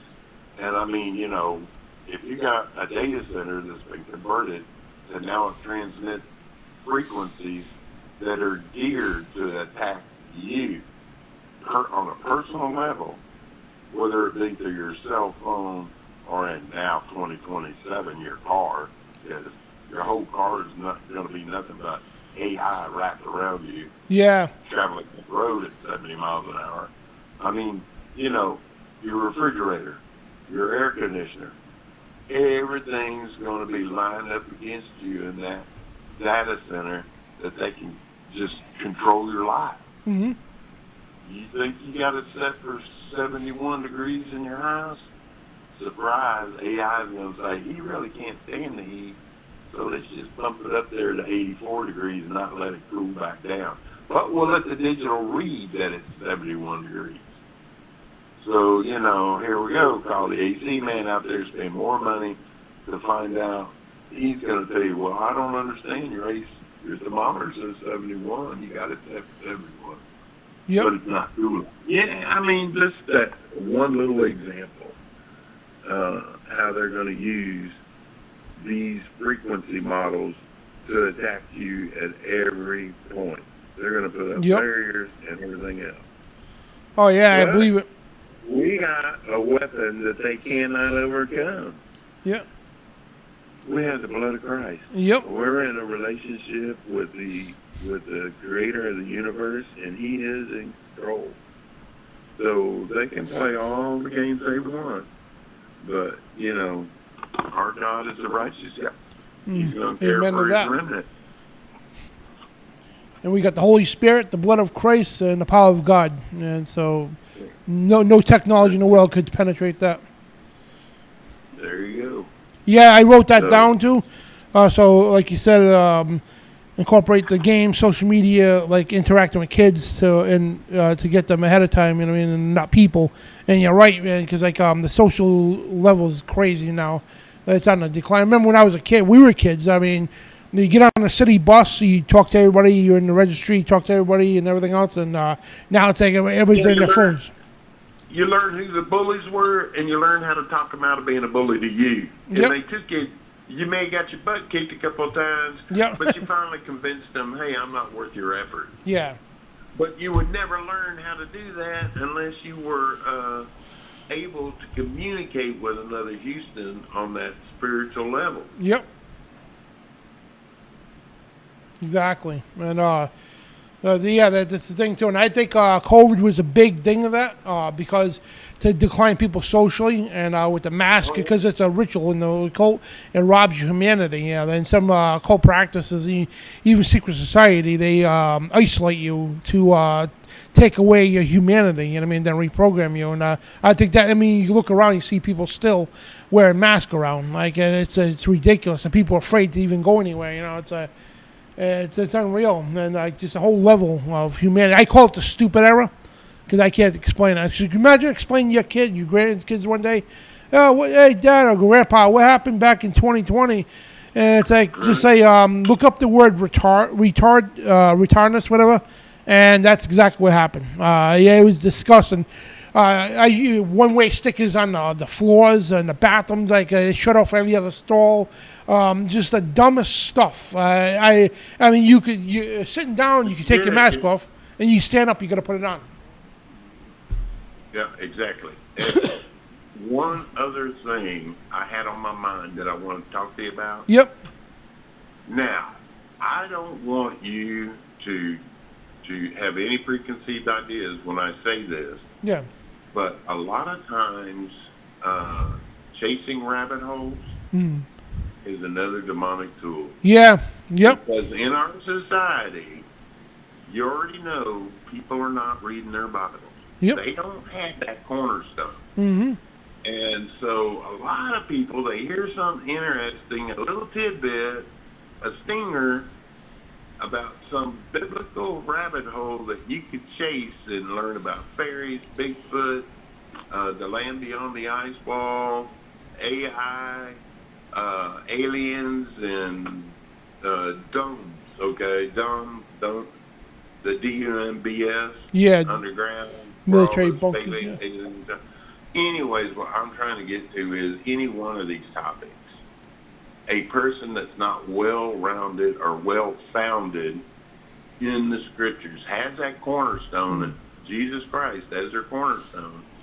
They get into these interesting topics, and unfortunately, those topics lead way to a lot of imposters delivering you bad scripture. Oh, yeah, definitely. And false information. Yep. And that's what leads a lot of people astray. I've had too many good friends. They were, they were good Christians. They were reading their Bible. They weren't as strong as they should have been. But boy, they got a hold of their own little rabbit holes. And then all of a sudden, after a while, nothing the Bible has to say is inadequate. It's written wrong. Those aren't the original scriptures. You don't get all the information. You got to go over here. You got to go over there. You got to listen to this person here. Instead of reading your Bible. Yeah, I went on a rant the other day. That's just another passive thought I've had this week about, man, I can't believe these people get off in these rabbit holes. I find some of them interesting too, but I'm back at my Bible. Yep. I look at it from biblical scriptures and what it means, how the devil's using that information to try to attack me. And the other day, I don't know if you see my broadcast on YouTube here, I went on a rant because John Pounders, he went out way with his family for the weekend. He's got this cup holder that says 250th anniversary, whatever.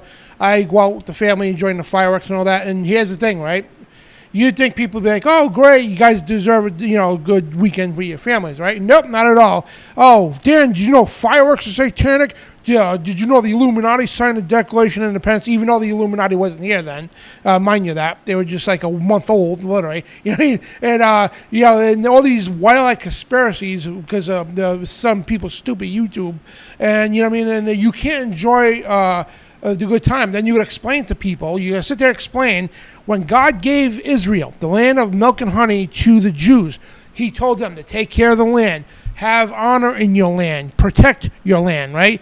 And like you point out when you called, we went out and enjoyed our land. This is the land that the Lord's given us, you know what I mean? And then people think, oh, it's satanic and this and that and the other thing, and they don't know history, they don't know the Bible.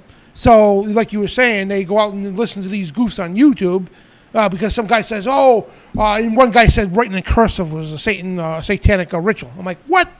You know what I mean? Like, and these people come out with the bogus stuff. Like, I'm like, and anybody knows anything about the Illuminati, when they were formed in May 1st, 1776, that was just to break the ties away from Rome and all that. And they weren't even here at the time. You know what I mean? It took them about 6-7 years to get to this country to infiltrate the Masonic lodges. And it was 6 years later. It took them 6 years to actually infiltrate the Masonic lodges in Europe, and more years to come here. So when the Declaration of Independence was signed, only a fraction of them were Freemasons. But it had nothing to do with the Illuminati, you know what I mean? And you get all these people with these like snowball ideas because they heard somebody on a YouTube channel say something. You know what I mean? Just look at the foundation of the Freemasons. Yeah. Before the Illuminatis. Did you know they only let Christians in there? Yeah. Yep. Upstanding, church-going Christians. That was a prerequisite for being in there.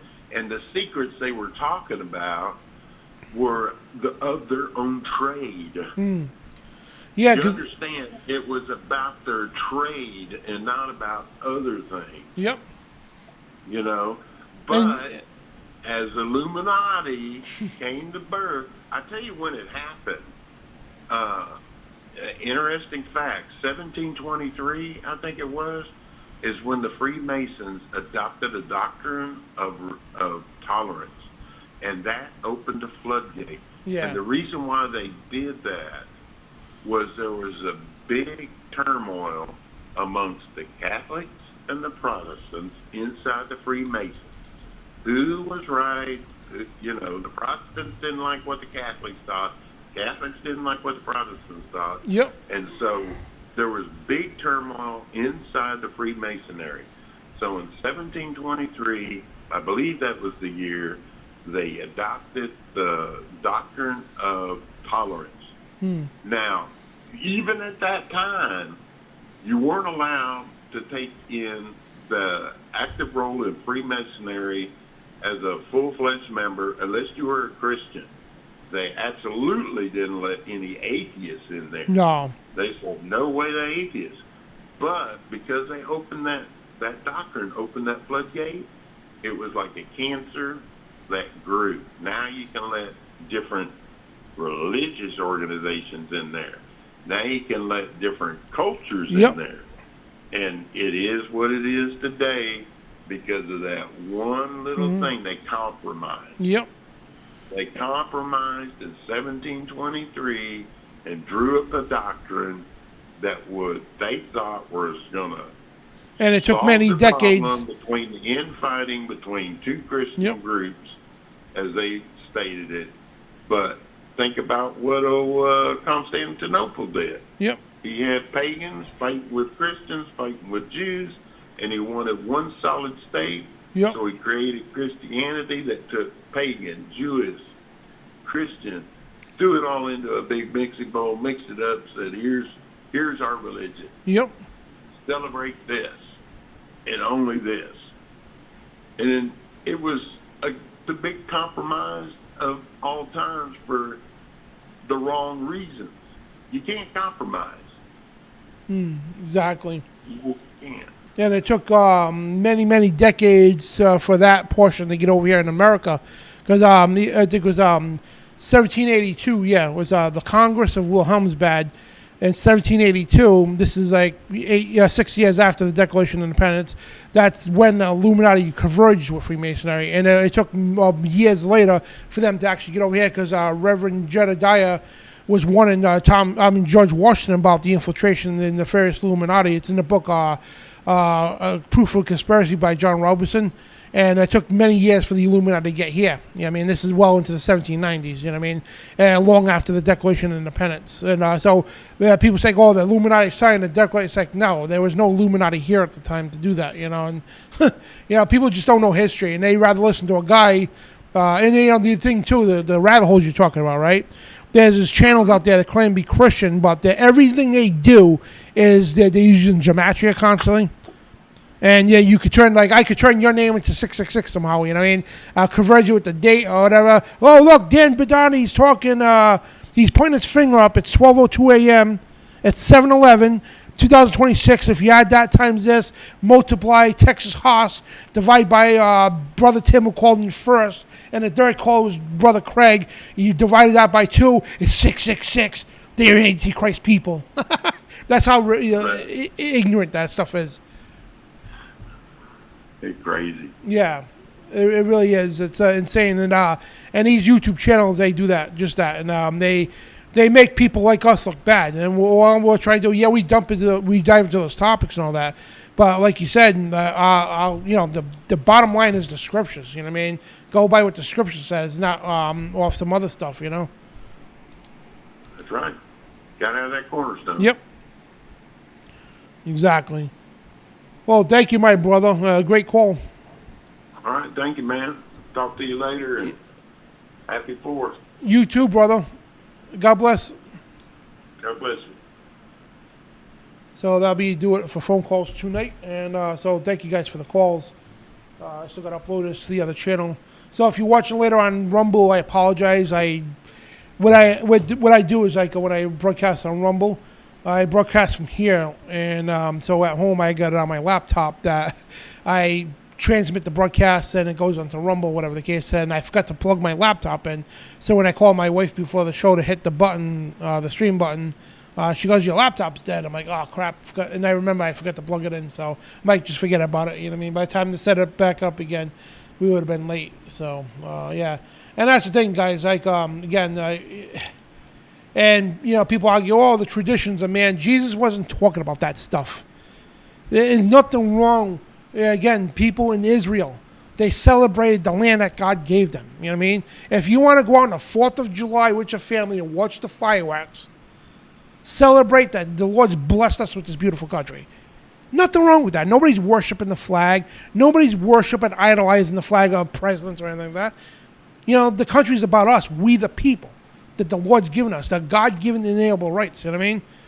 And that's why I celebrate it. Well, that's why I do that, you know what I mean? Because it's the land that the Lord's given us, you know what I mean? And so people just forget the basics because they go far into the conspiracy holes and everything else. And because you got some goose on YouTube, fireworks are satanic. What? Oh, if you're writing cursive, you're writing curses. What? Because it's cursive, get it? I don't get it. And, do they? Back then everybody wrote in cursive. I don't really think there was really any printing, to tell you the truth. Unless it was a print they would make the blocks as prints, the printings, but everybody wrote in cursive. I remember going to school when I was young, we all written in cursive, It's not satanic to write in cursive. Just like we mentioned earlier about using herbs and seeds and all that for healing and medical stuff. There's nothing wrong with that. Yeah, do witches use those things? Yes, they do. Do pagans use those things? Yes, they do, for nefarious things. Do people write curses and cursive? Yeah, they did. But it doesn't mean cursive's evil. Just like we talked about the goat tonight, right? It doesn't mean owning the goat is evil. It doesn't mean that goat walking around is an evil demonic being. No. You know what I mean? It's just a thing called, and I think, right into our own community too, this word literally doesn't transpire with these people either. Is a word called common sense. This is why Jesus had to talk in parables to explain things, because even people back then lacked common sense. You know what I mean? Like, it's the common sense. You know what I mean? It's simple as that. You know what I mean? There's nothing wrong with enjoying the day with your family. Nobody's worshiping, idolizing, nothing. They're just out there enjoying the day and then celebrating this beautiful country that the Lord's given us.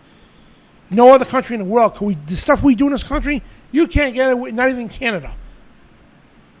Be blessed with that, you know what I mean? And yeah, the economy's bad right now.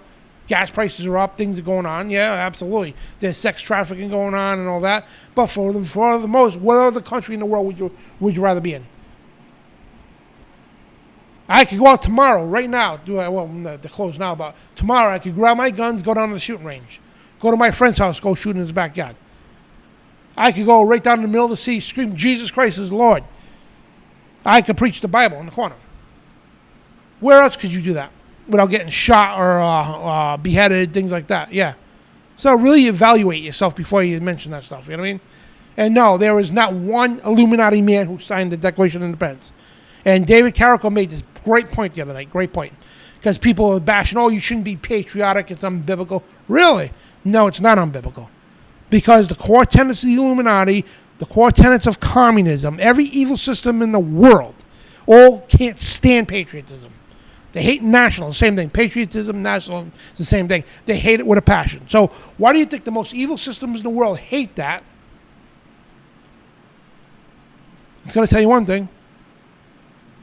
Because they don't want you having, again, we're not evil pride, but I'm talking about having, being proud of being of your country. Like Lorna, I'm sure she's proud to be, she's a patriot for Australia. In the UK going on now, you got the group called Britain First, putting Britain first, and they're proud to be British. That's patriotism. Here in America, I'm an American patriot. Nothing wrong with that. The Jews, when God gave them the land of Israel, they were patriots. They defended Israel. God even instructed them to build an army, to take up arms, to defend Israel, to honor the land. You know what I mean? Adam and Eve did that too in the garden. They didn't just sit around and inspect everything for free. They worked. They worked the garden. You know what I mean? That's what it's about. When we celebrate the 4th of July, we're not out there honoring flags or whatever the case. I'm sorry, worshiping them. No. We're just respecting the land that the Lord's given us. And John Pounders with his family for the weekend, same with me. Nothing wrong with that. You know what I mean? It was just like disgusting me that people come up with these wild, stupid things with no baseless claims, nothing to back it up. And I ask people to cite their source. Of course they can't. Or they'll cite some guy from a YouTube video. I know very much a lot about the occult, okay? And there's nothing. And the occult world hate patriotism, by the way. So what they hate, what they think is good is evil, and what they think is evil is good. That's why the Bible says, woe to those who turn evil good and good evil. You know what I mean? And so, there's nothing wrong with that stuff. You know what I mean? So if you want to go out for the 4th of July or, they're doing fireworks at the park down the street Saturday night, go. Take your family and go. Have a good time. And people say, the bread and circus. There's no, all right, we understand Rome did that. There is nothing wrong with taking your family, going to a football game. Nothing wrong, because here's the thing. At these games, nobody's talking about politics. Nobody's fighting. You're there for common goal to support your team. 4 or 5 hours out with your family is beautiful. Yeah, unwind from all the crap in the world you got to deal with all week. Work, this, that, and all that, right? If you take your family out for an outing for the weekend or a day, it breaks away from that. It's resting. It's part of resting. Literally, if you go, just say Saturday's a football game, right? You want to go there? That's part of resting. You're not working. You're taking a break from all the garbage you have to deal with all week. All the crap that's been piled on you. The work. You come home, you got to deal with bills. You got to come home with complaining about this and that and the other thing. So on a Saturday or Sunday, let's go to the beach with the family. Let's go watch the football game. Let's go root on the Patriots. Let's go watch the fireworks display at the 4th of July celebration. Let's go to the fair there they have in D.C. That's beautiful. You're spending time with the family. You're getting away from all the crap you have to deal with. It's resting. And you're just living. You know what I mean? God wants us to live, not be hiding in the house all the time. Oh, my God. there's a conspiracy around every corner. And, if I turn my doorknob and go outside at 11 a.m., the Illuminati is going to get me. You know what I mean? That you're taking stuff way too far if you have that kind of mindset. Number one, you're protected by the Holy Spirit. If you claim to be a true believer, you shouldn't have to worry about any of that crap. Get your butt out, get out and enjoy the day. God's given us this beautiful land, this beautiful world for us to enjoy it. And we understand, our permanent home ain't here. But while we're here, we're supposed to love our land. Okay? Go out and enjoy it. Go to the beach and just enjoy God's stuff he's given us. Go outside and look up in the sky at all the stars and everything. Go hike up in the mountains and camp out there. And see the wonders of the world that the Lord's given us. Not sitting in your house on YouTube every 2 seconds watching this guy driving in this car talking about some stupid crap. Oh my God, I can't go outside. Oh man, they're going to zap us. You know what I mean? Like, give me a break. Give me a break. Get a life. Like, that's what I have to say. You know what I mean? Go out and enjoy your time with your family and don't worry about it. Pray that the Lord protect you and all that. And he's given us this beautiful world to enjoy it. All those stars he's made for us. You can't even comprehend that, can you? Go outside right now if it's clear out. Go out and look up in the sky. All that's for us to give light upon the earth. The beautiful vastness of the firmament. The vastness of the oceans, the mountaintops, just out in, I don't like to say nature, God's creation. Enjoy it. He's given it to us, for us. He's put these things here for us. The animals here for us. The trees here for us. The mountains here for us. The stars for us. So take your tinfoil hat off. I know I wear one all the time. Take it off and go enjoy nature. No, I'm not nature. God's creation. I hate that word, nature. Go enjoy God's creation. You know what I mean? Other than that, I'm done ranting here. It just aggravates me because you can't do nothing at all. Nothing at all without people complaining and moaning and complaining. On my Facebook, just because it was a few years ago. I went out to a place and I was for a wrestling promotion, and just because the venue had Halloween stuff there. Oh, I didn't hear the end of that. Oh man, they act like I was endorsing Halloween. No, I was at a place that was celebrating Halloween. It's not my fault. So what am I supposed to stay in the house and do nothing? I'm not taking part of Halloween things. You know what I mean? It's like, it's crazy. I remember going out to where the heck did I go? I went out to dinner. There was a restaurant. And there was some Christmas stuff in the background. Had nothing to do with me. And they're like, oh, look at this. Oh, Dan, you should. It's like, what? I wasn't even part of that. You know what I mean? It's like you can't do nothing at all without somebody saying something stupid. It's ridiculous. You know what I mean? And people within their own community at that. You know what I mean? I would expect that from people outside of it, but within their own community, I mean, you need to have a thing called common sense, man. Like, seriously. And, it's like, it really ticks me off. And especially, I always bite my tongue with my stuff. Then when I seen people all over John Pounders, because there he had a cup holder that says this here. No, where is it? No. I don't know. Yeah, this, yeah. You know what I mean? And I made this, people say, oh, Dan, you're idolizing the flag. No, I'm just celebrating this country that the Lord's given us. That's all it is. There's no Illuminati or Freemason stuff or symbolism or whatever. I'm just celebrating the land that the Lord's given us and blessed us with. That's all I'm doing. My heart goes to Jesus first. You know what I mean? That's all it's about. You know what I mean? So, but to finish on a good note, you know what I mean? Because I don't want to get aggravated. We're going into the Shabbat, so everybody just enjoy yourselves. That's all. Tomorrow, it's the summertime. Get out and enjoy it. Because if you live in New England, anybody who lives in the upper parts of the United States knows darn well. If you live in Canada, you know too. Like, these summer months don't last long at all. You know, before we know it, we're going to be drizzling and cold, going out to slushy parking lots. Snowfall, cold rain, and all that garbage, murky days and all that. But when we get the sun out, it's beautiful, nice and hot. Get out to the beach, get out to these places with your family and just have fun, you know. And that's what I'm doing this weekend. You know what I mean? I'm going to go out with the family for the weekend. Hopefully it doesn't rain, but we're going to enjoy the weekend. You know what I mean? Nothing wrong with that. So I'm going to go enjoy the beautiful land that the Lord's given me. Plain and simple. So love you guys. Thank you for tuning in. Lorna, thank you for the call. Tim, Craig, and Texas Haas. Thank you guys so much. And thank you all in the chat room. Let me see. Truth and Fire by Dan Bidondi. Thanks, Brother Tim. And Candace Farmer, God bless you. And Nanette, Abba, well, who else is here? Yeah, everybody on the chat. Thank you guys so much. And yeah, all right. So love you guys. God bless. Shalom. And remember, you are the resistance. So see you soon.